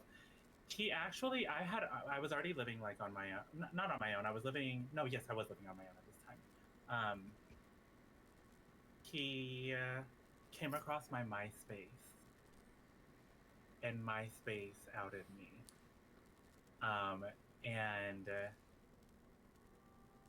MySpace outed me, and he had my younger brother called me, and prior, me and my dad had the same name. But he had my brother call me to let me know that I should change my name and to take down my MySpace. And I was paying my own bills at the time, and I was like, listen, you could have the name, but you're not paying a bill. This MySpace ain't going nowhere. So that's how my dad found out. And my mother at the time was deported. My mother had been deported. And it was, I don't know, it was like a very emotional, dramatic time. So I had sent her a letter explaining everything that was going on. And she always knew. She always knew. So she always had my back no matter what, so that was fine. Following that, I'm the oldest of three. I kind of want to say that like my father had separated me from my siblings at that time. And after that they knew. But on their own, they like as they got old enough, they reached out to me, and I'm really super close to both of my siblings. One is even my mods in chat. I've loved her, both of them so much. As far as coming out as trans, I did like verbally come out to both siblings, and they were completely fine, fully supported me. And my mother, she's still in the Philippines and is completely fine. And my dad hasn't been part of my life since that moment, which I think I was like 18. So that's like half of my life ago. And I'm sure he knows because there's photos on the internet of me. I mean, I'm in the New York Times. He can't escape me. Google you, they know. Yeah, he could Google me, right? His whole family know, you know. So I don't know how he's responded to that, but that's not really my business. Wish him the best from across the street. Period. And it's okay. I got outed, like I mentioned, in high school through AIM. So, aged myself. Yeah. So, period. Aretha, you talked about coming out to your family. How and them loving everyone or knowing. You know what? Well, so I told my mom in a car just kind of like offhandedly, and my mom was like, whatever, like yeah, sure, whatever. And then I think I was saying I made a post actually on social media where I was like, oh, I've been exploring more about what demisexuality means, and I realized that I'm actually asexual as well too. And I posted it, and I just didn't even think anything of it. I was just like, whatever, I posted it. And it's funny because like I think my dad actually only this year was like, hey, I saw this post of yours. And I was like, that was like 2 years ago that I posted that. And he was like, yeah, I saw this post. He's like, yeah, He's like, yeah, that's interesting. And I was like, yeah. He's like, yeah, okay. He's like, I have no problem with that. I'm like, yeah, I knew you wouldn't. So he's like, okay, just want to know that, you're my daughter. I love you forever. I'm like, yeah, I was quite aware of that before. And actually, when I was 19, my dad and I used to go to these acting classes because I'm a filmmaker and a writer, and like I used to try acting. And my dad and I would go to these acting classes. Remember one time we would show up at this place and someone would bring a script, and then we would like quickly do it, and then we'd like record it, and then we'd watch it back afterwards. And I remember one time someone wrote this script and it required a gay man. And so my dad played the character, and I think I played a different character, and we did this whole thing. And then at the end, as we were driving, because my dad and I would go together, and when we were driving back, he was like, yeah, I don't mind playing a gay character. And he's like, yeah, I don't know. I just always had this opinion in my life that, and he basically said, like, if you're not sleeping with me, it's none of my business. And he's like, it's my motto in life. People are just who they are, and you should just accept them. And I was like, yeah, no, I've definitely heard that my whole life from you and Mom. And he's like, yeah, I just want to reiterate that, if it doesn't impact me and you're not sleeping with me, it's none of their business. So you shouldn't pry into other people's business. Just let them be who they are. And I'm like, okay. So it's a lot of like I said, it was a lot of conversations like that where I was like, my family's been pretty accepting. And even my brothers, I don't even think they like, I have two older brothers, and they were just like, yeah, whatever. And so my mom recently has been going to this senior center for like Indigenous senior center place, and one of the people there is he's gay, and I know him, and he was referencing the post, and he was like, oh yeah, and then there's your daughter, and my mom's like, what about her? He's like, oh, maybe she hasn't told you.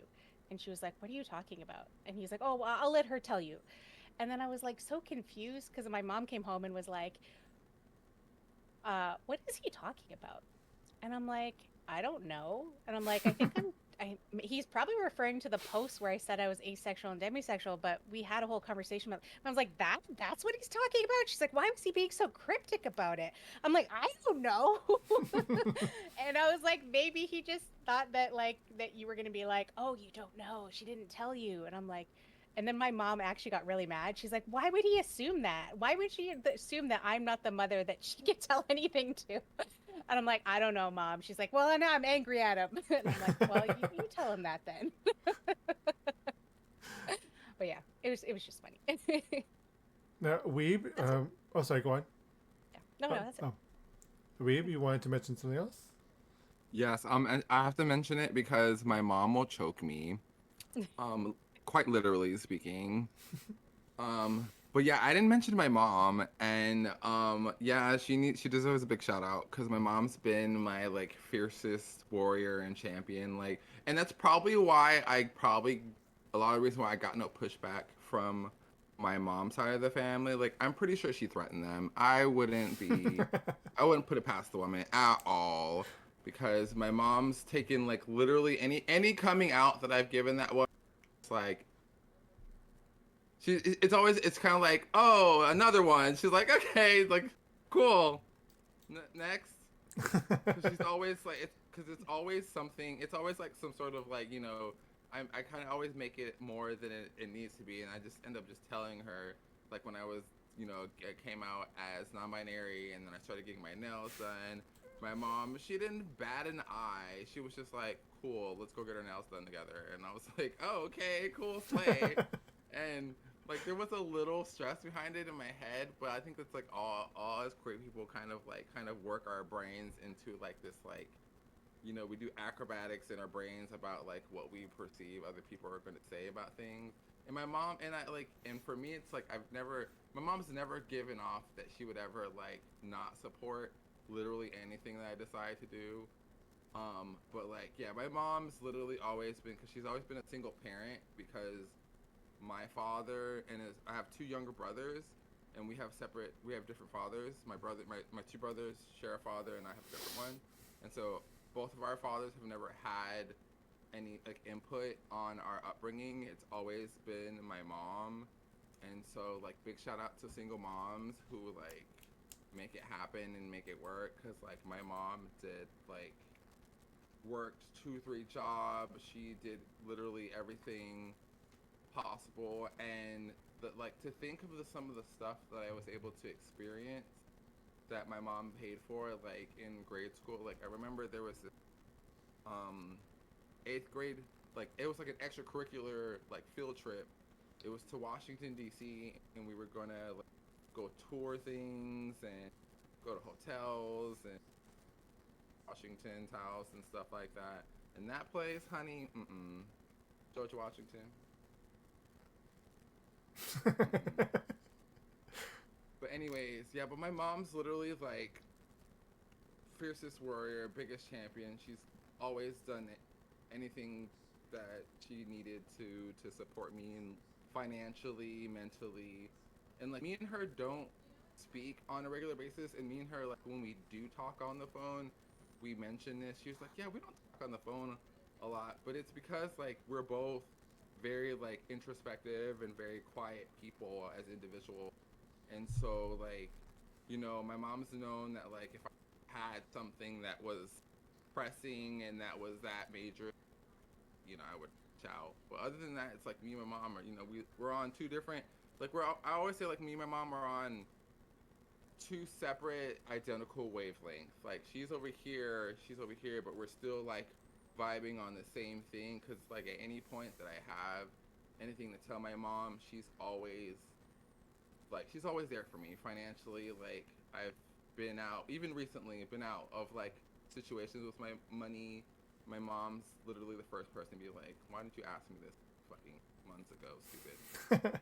Well, it's like, and I'm like, no matter how far you guys are away and less you talk, when you do, you just pick up where you left off. It doesn't seem like there's any time has passed. And yeah, no time flies, literally. Because I think last time we talked, it was like we hadn't talked in like the better part of a year, maybe. Like, you know, like we'll shoot each other like random texts or something, but like you know, no vocal talking in probably about a year. And we talked on the phone for like an hour and just kind of like shot the shit about just like work and money stress, and how she lives in Colorado, so everything's fucking expensive there. And she was, yeah, this place is wild. She's like, she loves it there, but the money's horrible. But yeah, my mom is the big shout out, and I love that lady to death. Like I would, you know, fly to Colorado on a dime if she needed. Make sure that she was like, if she, you know, in some sort of situation. So yeah, my mom, that's why, and I think that's why I never felt like I needed my father's participation. Like my mom was always so involved, and like she always made sure to let me know that like if I had something to say, you know, say it to her, because like, you know, we're like, she always treated me very adult-like, within limitations. Like I knew where not to press, because my mom would press me like a tortilla. So it was, you know, and I always loved our relationship and how it flowed, because it kind of helped her, because I kind of was always helping with my brothers because of her abusive relationships that I had to like firsthand experience. So it was just, it was cool. Like we always went through some bad moments, but like again, my mom's always been like the rock that, like, you know, that I always could kind of depend on in any moment in life. So I love yeah, that. that's what I wanted to say. But I love him. I love you, Mom. W Mom. And Mcbxssy, if you want to share any family members you come out to, or how was that experience? Yeah. The extent to which that I've come out to my family has been regarding my sexuality, and not too much regarding gender. I think you're muted. I think you're still muted, Mcbxssy. Oh no, I think I have to be muted in Discord because it echoes on Twitch. Oh yeah. Sorry. Yeah. So they're on Twitch as well.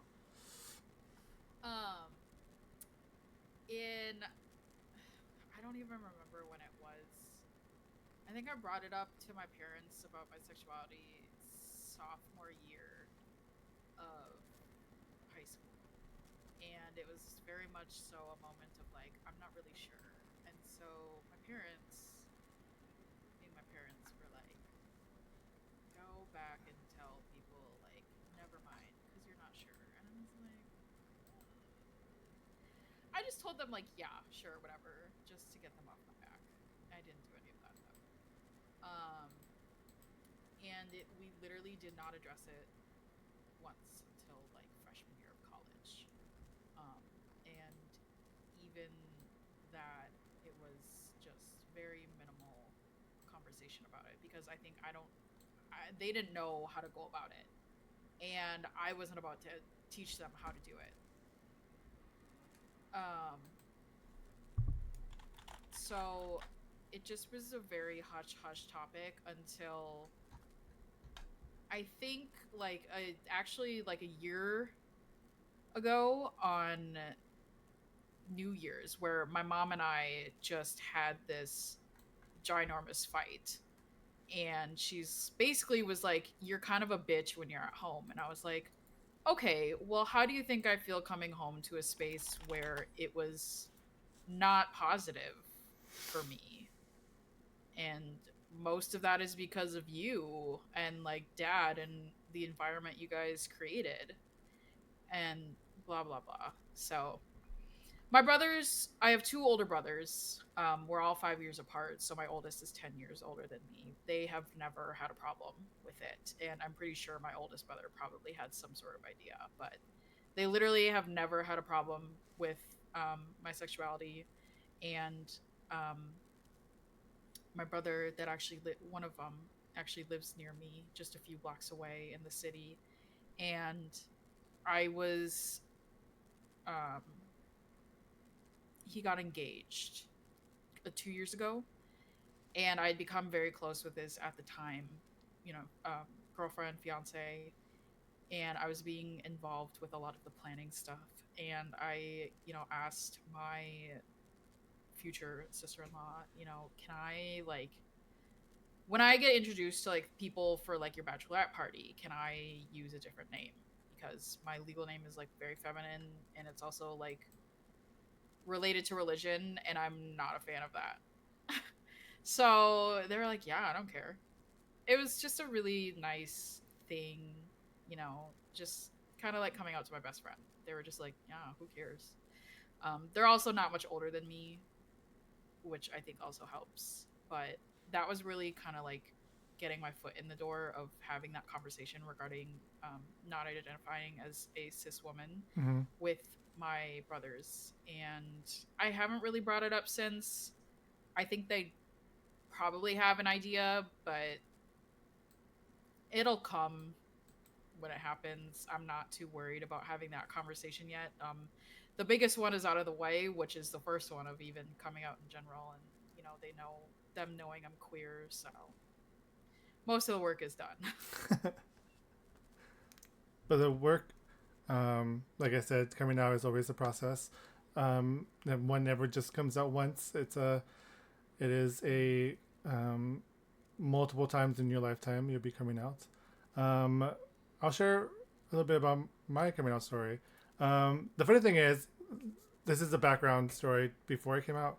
I thought it would be a safe space for me to come out because growing up, I was really into like Buffy the Vampire Slayer and Dawson's Creek. That was like my era. And I even got like my mom to watch Dawson's Creek with me. Like, hello, hint, right? How did you not know? And so there was a part where one of the main characters, Jack, comes out to his father, and his father basically like disowns him. And I remember my mom and I watching this episode together, and she's like, how can someone just disown their child? Like, turns to me, if you ever had anything to tell me, you tell me, right? And like, I was 15 at the time. I was not ready to come out. I was like, yeah, sure, mom, like whatever. Like we're watching Dawson's Creek. Like that was a big hit to begin with. Flash forward 4 years later, when I'm 19, I was seeing someone who felt on hard times. They needed a place to stay, and I had asked my mom, "Is it okay if this person stays with us?" And she was kind of like, and this person was my boyfriend at the time. And she was like thinking about it. She's like, "Oh, I need to talk to your dad about it. I don't know." And then like I was in my heart, I was like, I can't, tell her that's just a friend.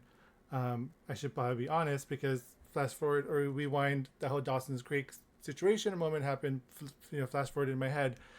And I was like, well, actually, he's not just a friend. That's my boyfriend. And that flashback of that Dawson's Creek moment was shattered, because it was not a very good moment at all. It actually turned into an argument. And she was a nurse at the time.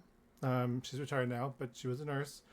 And obviously her fear was getting into all this stuff, drugs, contracting HIV, was very not supportive at all. And I didn't speak to her for like 6 months after that. And then I stumbled upon this like YouTube creator who had talked about his coming out process, and how as queer people, we process coming out. We deal with it. We look internally. We look for resources, and we deal with being queer. And it's not like an overnight thing. So if you come out to your parents and they're not accepting of it right away, they may need time too, because as we come out and process it, they may need time as well. So I thought about that. And so like after not speaking to her for 6 months, unfortunately my father was diagnosed with cancer. So he was in the hospital.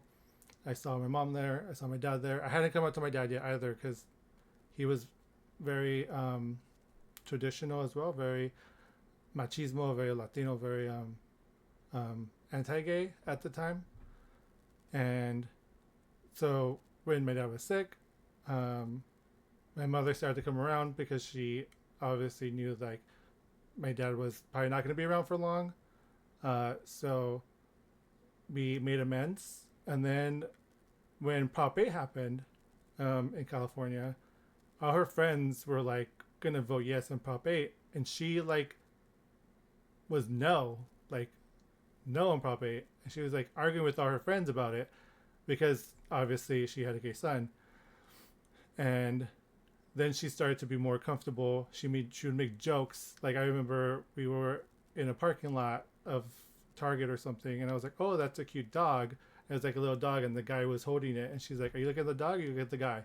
So like the more comfort that she was, and I was like, "Girl, like not my mom clocking me." But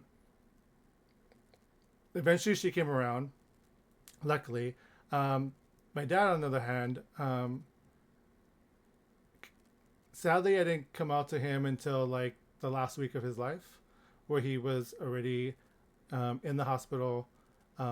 And even though he knew, he was the only one that knew. And then when I should mention that when I asked my mom when I came out if she knew, she had no idea. She said she didn't know. And that was surprising to me, because everyone always says moms always know, and I was surprised that my mom did not know. And I would spend a lot of time with her. I'm telling you, I used to watch Dawson's Creek, sit down watching Dawson's Creek with her. So we spent a lot of time together growing up. I'm very much a mama's boy. And so I was surprised when my mom didn't know, but my dad did know. He knew all along. And on his, when he was in the hospital, he came to terms with it. And he's like, "I'm not going to be here much longer, so it doesn't matter what I think. As long as you're happy, you're healthy, and you're living your life, who am I to say otherwise?" So that was my experience for coming out to my parents. So yeah. Now, everyone here, knowing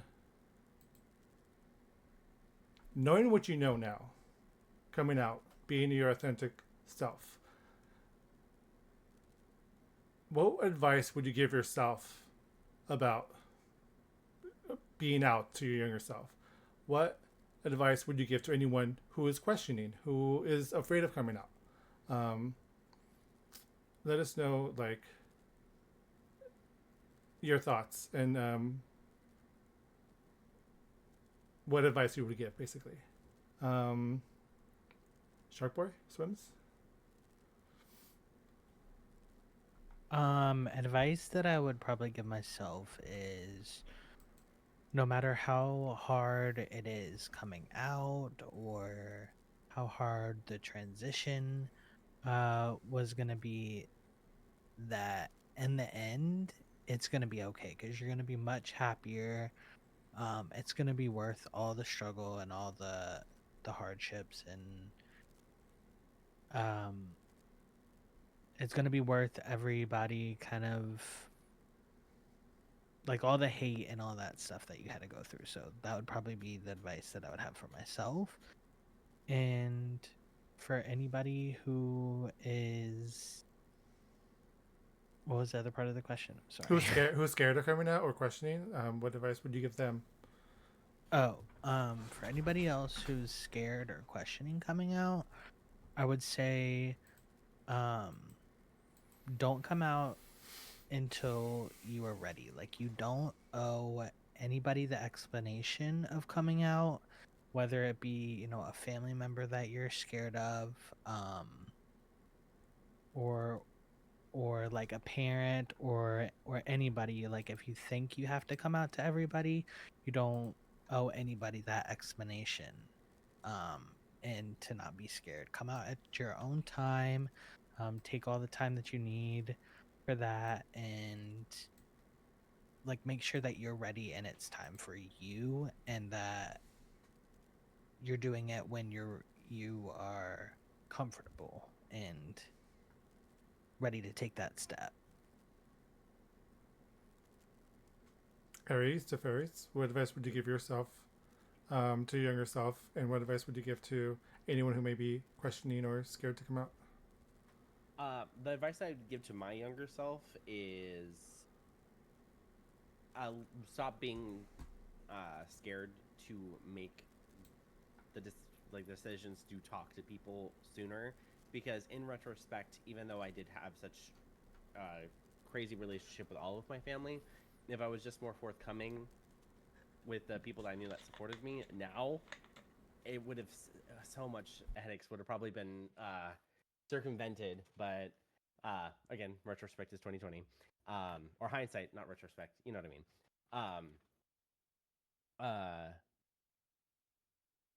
And I would also tell them, like, to find out what neo pronouns are sooner, because literally the day that I found the pronouns I currently use, like, nothing had clicked so quickly as that day. And then my advice for other people coming out, just to also puppy kick off of what was said earlier, like, don't come out if it's not at the right time, if you're in a place where that it's too dangerous, don't. Also, appreciate the strength and the what's the word I'm trying to look for? I'm looking for like a specific word, but I can't figure it out. But the basic word I'm looking for is the beauty of chosen family, the idea of chosen family. Don't feel as if your blood family does not accept you. That's like the end of everything. Almost always will you find people who are not blood family that are more important to you. My chosen family that I have is my strongest support system. Even one of my sisters, not related in blood whatsoever, but they are my family. So accept that people who are going to be your biggest support system do not have to be your blood relatives. And just as what's been iterated several times from a lot of people on the panel, like, you don't need those relatives in your life, if they want to be that way, if they want to not accept you for what your existence is, your life is yours, and they don't have to be in it. Just we've been joking about shows in the VC chat. Like, they don't have to come back for season 2 of your show. Like, you don't need a recurring cast. If they don't want to be part of the show, then fine, I'll find a new one. There's the door. Don't let it hit you. And then, yeah, that's my main advice. Like, chosen family is super, super important. Pearl, what advice would you give to yourself? To my younger self, I would say, girl, buckle up. You've got a lot of life to live, and it's going to be a great time as long as you allow yourself to do it, you know? And I think that goes hand in hand with the advice I would give to anyone else trying to figure out their own journeys. Allow yourself to live the life that's yours. This life is yours to live. Don't let anyone or anything stop you from enjoying the life that essentially you have to live. Love that. Aretha?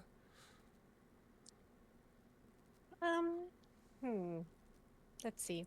I think yeah, I think coming out, like, again, I think we live in a world, unfortunately, that there are places that are unsafe. So if you don't feel safe, like, don't come out then. But also, I mean, like, for me, I think it wasn't even just like about the acceptance, because I think I knew I would have the acceptance right away. I think my biggest fear about coming out was not the acceptance from people that I was out, but like acceptance from the LGBTQIA+ community. Because I was always confused about, there was always two conversations about what the A meant, and there were people who are like, it means ally, and I'm like, what? And then people are like, no, it's asexuality, and then it was like, oh, but there's like erasure happening, and like even that stuff I read up on. So I think it was like, I almost felt like, even though I said it, I almost felt like people wouldn't believe me, and then I almost had to like prove, like, no, I've actually been this way for a very long time. And so it was the acceptance of the community that I was afraid of, and that maybe people wouldn't take me seriously, or that I would have had to prove that I was in some way. And it wasn't. It ended up being very accepting, especially from people. No one's told me to my face, I don't believe you. I mean, if they do, they haven't said it to me, so I don't know. But Right. but I think that's it. Sometimes it's just a matter of just putting it out there, knowing that I'm a strong believer. Like, I'm indigenous. I believe in spirituality and paganism as well. And I believe that the people that you need in your life will show up when you need them. Just like you will show up in people's lives when they need you. So, and there was one, there was also this person, I can't remember who said it, who originally said it, but it was like, be the adult that you needed in your life when you were a youth. So sometimes it's like, even if you didn't have that role model being up, be prepared to be that role model for the next generation, and have those people know that they can come to you if they have those questions, if they just want to like test those conversations with you. You know, like, sometimes it's good to be that safe place for other people as well. Beautiful said. Weeb?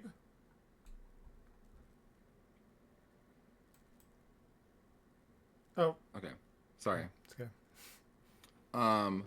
What advice would you give to yourself, and what advice would you give to anyone who's scared to come out or questioning? Younger me, I would say, I guess I would say, of course, be ready for, you know, the outside. Like, be ready for people not to like you, for sure, because you're gonna come across people who aren't going to accept you, period. Especially me coming from an Afro-Latin background, and the surroundings that I had, like, it was, you know, I had a lot of people who were, you know, friends or people who were acquaintances that just, like, you know, kind of cut me off in a sense after the fact that I, you know, came out to be the person that I was. And did I, in hindsight, did I care then? No, but, you know, it's just like, just be brave, and just, I would say, kick that door open faster, because I felt like, especially with my close family, I think I was overthinking it for too long, when in retrospect it was like I was already like giving off those vibes very heavily, like, and it was like, and I didn't even know that I was really vibe was bad, and it's like now that I'm, now that I think about it, I'm like, yeah, I was a bit gay, like really early. There was a lot of twisting, there was a lot of flipping, there was everything was there. I loved sewing, like it was just there, and everybody knew it. But yeah, I'll just say, be brave, be ready for, people, not to want to participate in your life, because that's a possibility. For the future generation, I would say, family isn't, like, blood relatives aren't, for me, aren't really necessary if they don't want to really be there to support you as a person. So it's like, understand that, like, your blood relatives are, at the end of the day, just that, and it takes more to be family than it does to be just somebody who just happens to be related to me. So it's a process. People have to do the work. So it's like, just kick the door open, and also be safe, because I've been to a lot of other countries and experienced queer culture in a lot of other countries where it's not necessarily safe in a lot of spaces to, like, in general, like on a physical level, to come out in certain spaces. So it's like, know where you are, understand where you are, and if you want to come out, understand that, like, you might have to relocate. Like, that's, depending on what country, what part of the world you live in, like, you might not be safe in an entire country to do. So it's like, just understand the package of life that you're living currently, and I would say do what you need to make yourself safe and comfortable with coming out at some point in life. It's a process for sure.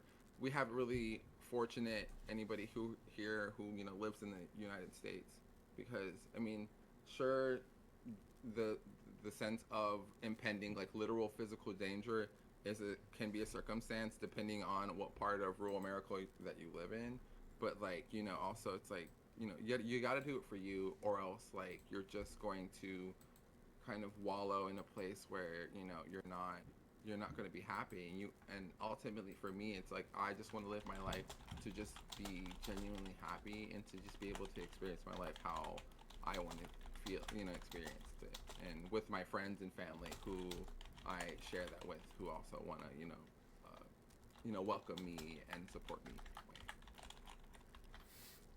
So yeah, be bold, be brave, and also be ready for the negativity ultimately, because it's gonna happen. Perfect. Mcbxssy, any advice you'd give your younger self, and any advice you give to anyone who may be scared to come out or are questioning? I think for my younger self, I would just say, stop giving a fuck what other people think. That's advice that I still try to, adhere to today. With how, what's the word? With, like, social media and everything, and growing up completely surrounded by it and technology, we developed these mindsets of, like, oh, I don't look like them, or, like, I want to be them, I want to look like them, I want their life, I want how much money they have. And at the end of the day, what's most important is, being grateful for what you have, and really just appreciating, your support system, and, like I said, like, what you can work with right now. And it's not about what other people think of you. It's not about what if other people accept you or not. It's, you have to accept yourself, if you're going to move forward in life, in anything. You have to be happy with yourself. And I think that's also, in turn, you know, some of the advice that I'd give to people who are scared or haven't come out yet. You know, your time might not come out ever. And I don't mean that to scare anybody, but it might be reality. And, you know, it's not the end of the world, because you might not get to come out to the people, like certain people in your life. But you also have to realize that tomorrow's a new day. You're going to constantly be meeting new people. And there are other parts of your life where, you know, you can still be happy. Just because it doesn't happen now doesn't mean it won't ever happen. I know it's kind of counterintuitive to what I said, but you have to think about it in terms of, it's not an all or nothing. Coming out to like your parents is not like necessarily everybody's goal. And even if it is, it's, again, it's your life versus their opinion. It's coming from someone who very much wants their parents' acceptance because of how they were raised and how it's like ingrained in my head. Yeah, it's been a long battle with that, but you know, it's kind of, again, going back to what I was saying before. I'm okay with leaving my parents behind because I'm not going to wait for them to catch up to me. It's not my job to educate them. It's not the LGBTQIA+ community to educate any non-members. You have to educate yourself. You have to be happy with yourself. And, you know, that's how you'll be able to grow in life. Period. Acidic?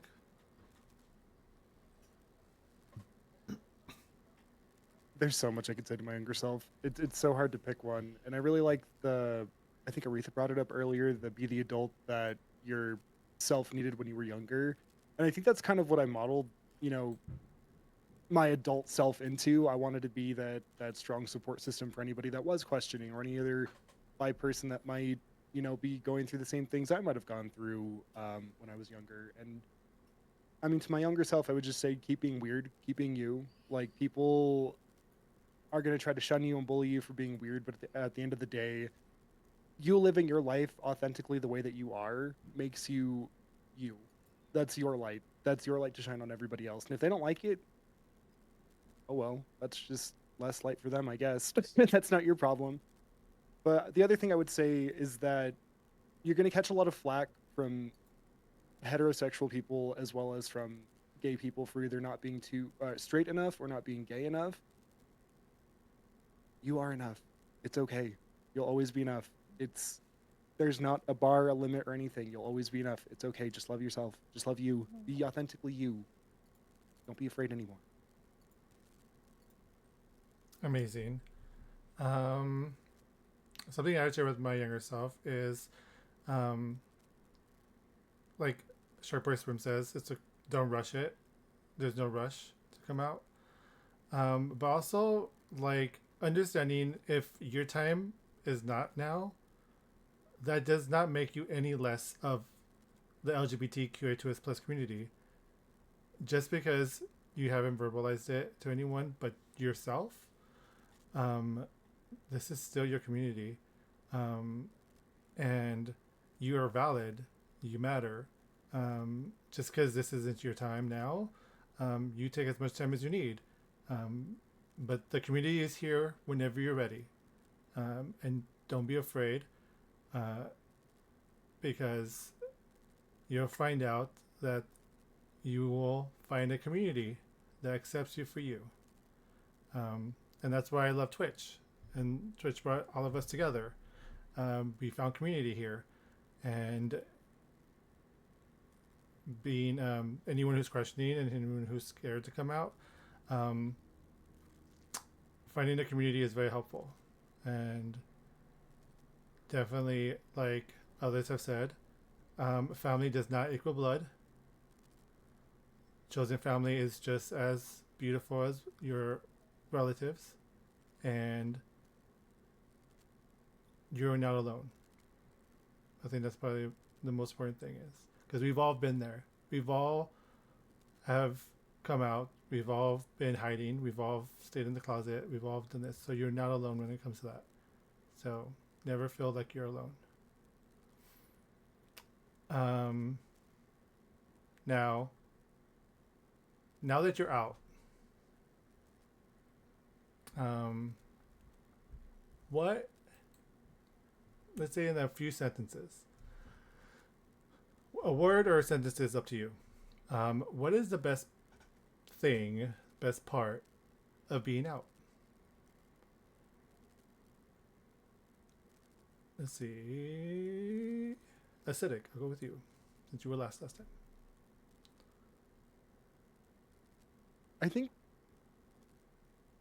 I guess the word that I would use is free. I don't really feel tied or bound by anything or anybody else's opinions or judgments.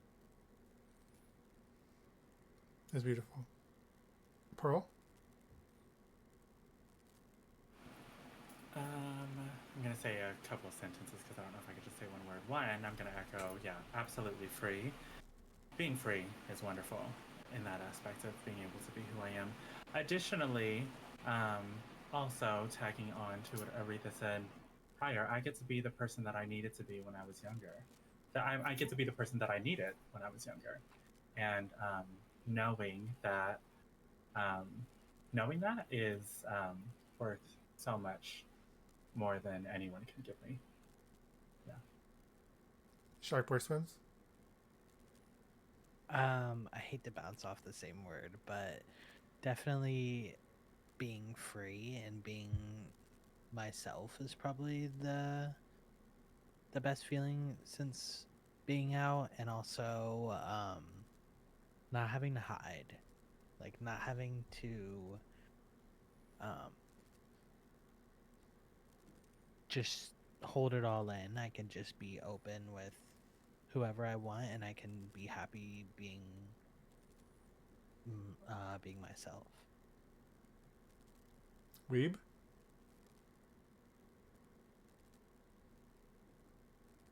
I would probably say, honestly, because this period since I've been streaming, I would say happy. Like, I'm happy. Like, I'm genuinely at like my most, like, for me, like, happy self. Like, especially since I've been doing Twitch, like, because I don't have a lot of in-person relationships. Like, I go to work, I come home, and I hang out with my Twitch community. Like, I'm just not a person that's like very motivated to just like be person, and it has a lot to do with my social anxieties and just around like lots of other group of people. Like, it's just a lot for me, and a lot of my very close friends understand. They know that I don't love them today than yesterday, and I'm just happy. Like, it's just nice to kind of be happy and unburdened by like any of the like notions that I had about how I thought about being queer at a younger age. Like, I just feel kind of like in my stride and kind of happy to kind of be able to like share the like, you know, current self that I am with other.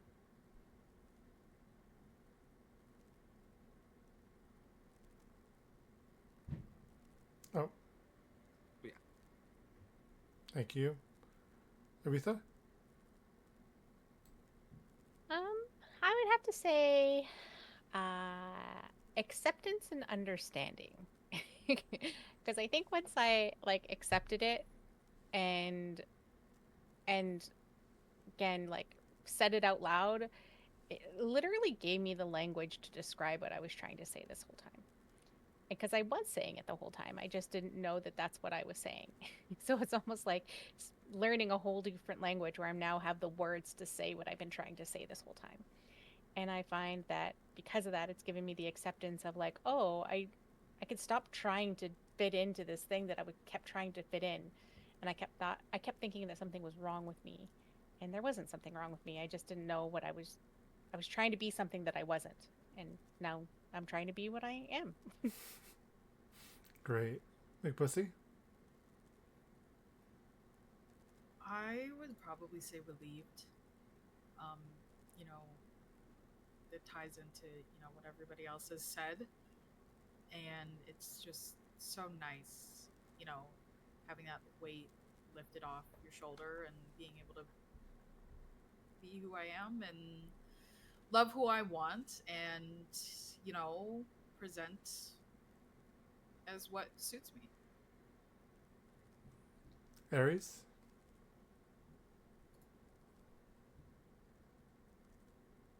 Sorry, my brain disconnected because the stream delayed to this. When you said Aries, I was like, are they still talking? I was like, oh no. Damn it, now I forgot the question. Now that you're out, what's the Being in- best okay, yeah. best part of being out? Sorry. It's okay. The best part that for me would have to be being in a community that is so intent on collaborating on finding new ways to get people to be their true selves. Because like working with other people to like has helped, not only helped me find out my own expression today, but it also is a constant like self-improvement in trying to get other people, like if people are in like dangerous situations, like the resources are made, like they don't try to like hunt down other things. Like if there's a niche to fill, the niche gets filled. And that's the thing that makes me the most proud about being out, is that it's not only me living my true self, it's being having the honor of being around other people who are just as determined to be their true selves as I am. Awesome. Beautiful, beautiful, beautiful. And I guess piggyback off all of you, being free, being yourself, is probably the best thing. Not hiding, and then being the adult that you needed. I guess maybe thought that was beautiful. That's why I wanted to do this, is because I want there to be, you know, space where people feel comfortable. Because I wish I had that when I was young. I am 41 and did not have anything like this growing up. And I wish I did. And I'm sure there's other people out there who wish they did too. So thank you all so much for being here. If everyone could go around and shout themselves out, say their usernames, their pronouns, but how they identify within the LGBTQIA2S+ community, and where everyone can find you, and any fun streams coming up, please do so. And thank you all so much for participating in Life After Coming Out on National Coming Out Day. Thank you. If we could start with Mcbxssy. Yes. So my pronouns are they, them, he, him. I identify as queer and non-binary. You can find me at this exact name. Mcbxssy, unfortunately, it has to have an X, which did not like the U. Which did not like the U. No, I was struck down, and I know other people were, which I think is, it's not actually Twitch. I'm so sorry, but like kind of homophobic. Yeah, I know. You can find me most active on Twitter and TikTok, if not on Twitch. I actually just came from a really exciting stream. Amphibians, I'll spell it in chat here. She is leading a fundraiser in this month of October to raise money for the UNRWA, which is basically Palestinian refugee relief. We raised about $1,000 tonight, actually. And that's the whole amazing. month's goal was $2,500. So I think that goal will be extended, but that's where I was when I was a little late here, so I apologize for that. No apologies needed. And we gave them a she- shout out, so please give a Thank follow. you. Yes, Everyone. she has a bunch of Swifts planned throughout this month, and they'll all have the donation links and everything. Aries?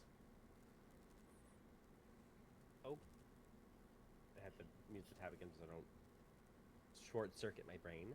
But yes, I'm Aries. I'm half cam, half VTuber, break streamer. My pronouns are they, them. I did not say that in the intro. My pronouns are they, them, but also like they, them works too, just so make it a little easier for everyone. I am a variety streamer who mainly plays like first-person shooters, but we are doing an emphasis on horror games and going down the Souls-like rabbit hole because of my stream team. We're part of stream team. Oh, stream team stream for cause 2. Ha! That one I forgot too. I'm just correcting my homework as I go. Stream team stream for cause, Spicy Noodles, Team Journey, and the Firekeepers, and I'm also part of the Twitch Latin and Pride Guild.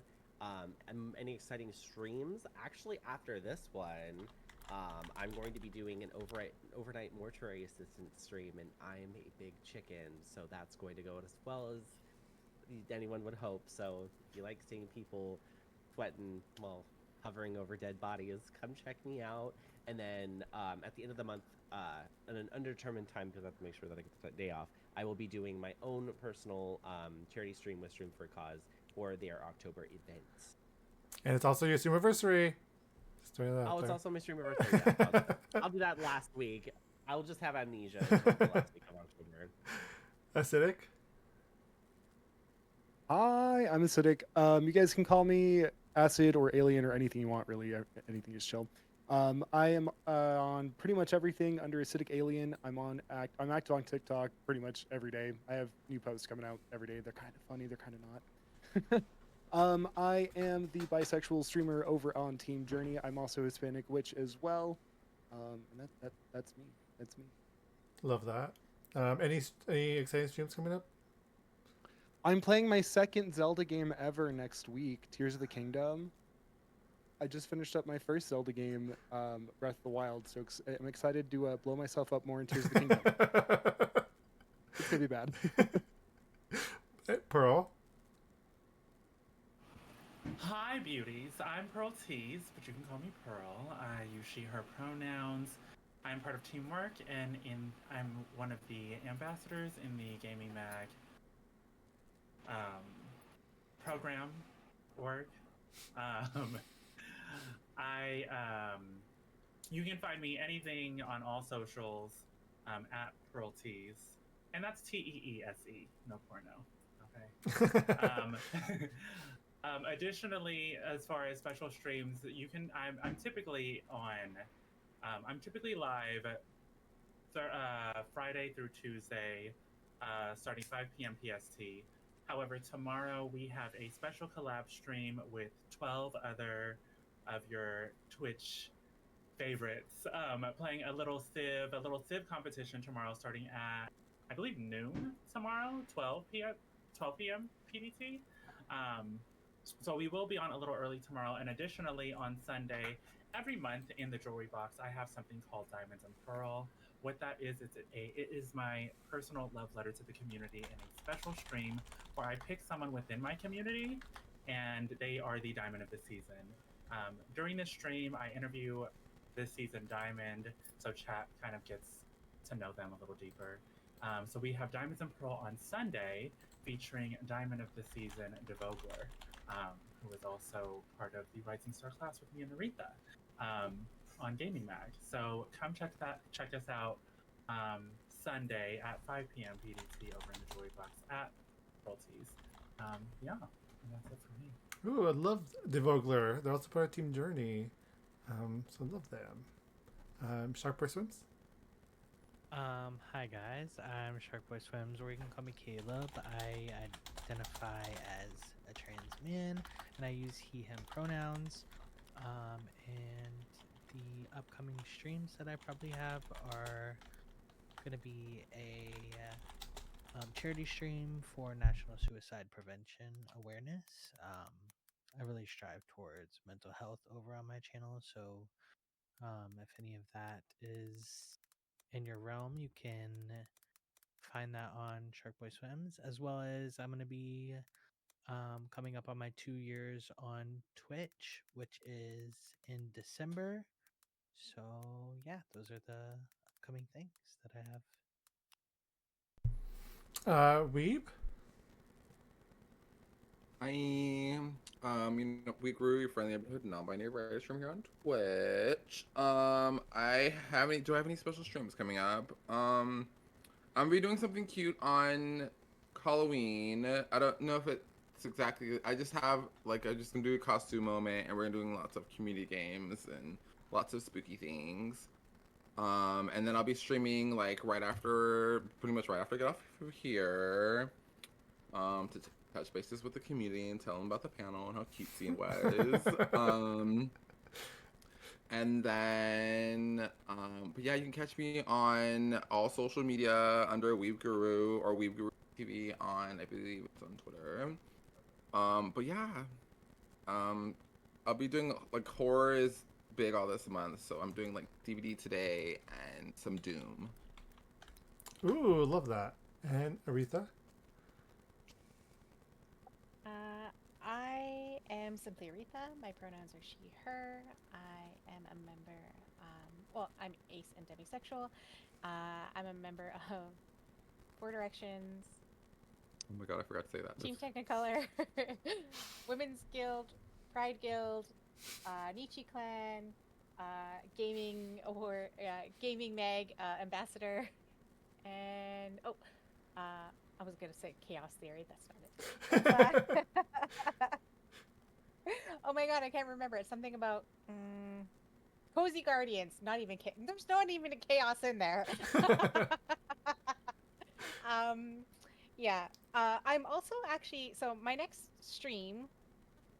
Oh yeah, and you can find me anywhere as SimplyAretha. I do have SimplyAretha Gaming on YouTube, but I do have also SimplyAretha on YouTube as well. So you can go there and I'll take you to my other channels as well. And my next upcoming stream, so tomorrow I'm streaming just a regular stream, but I'm actually, so if you didn't know, currently right now there is the Latin Heritage Raid Train that's happening right now. And it's currently still been going, and actually on Monday, which is Indigenous Peoples Day, that raid train will then raid into that, and then we'll be taking over for that day, and then it'll go back into the Latin Heritage raid train.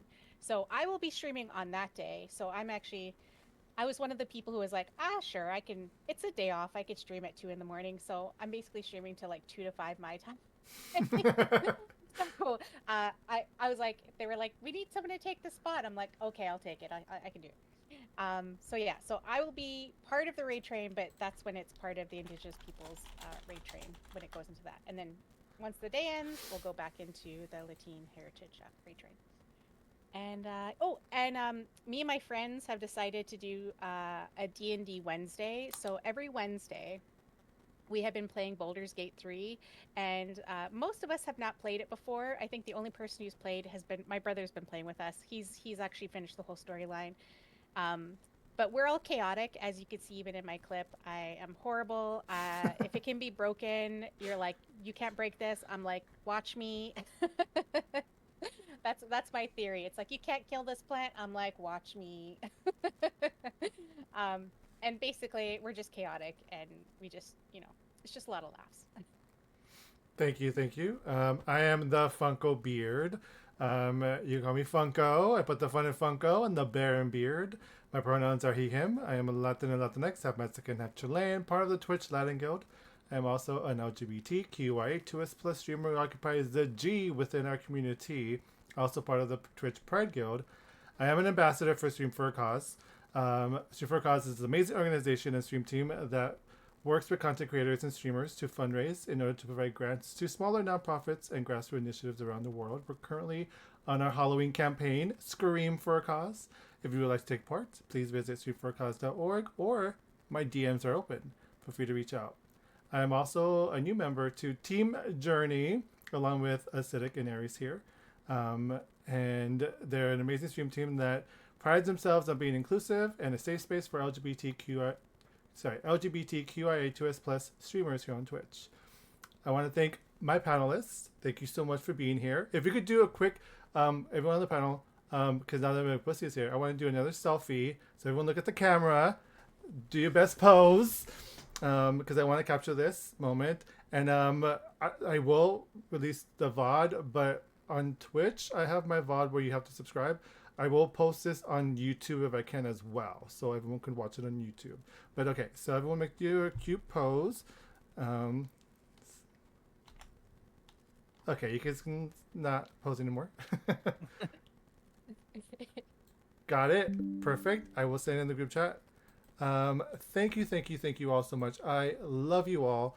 I thank you so much for sharing your stories and being so candid and being here. And thank you so much to everyone who rated, who followed, bringing your communities over here as well. Thank you so much.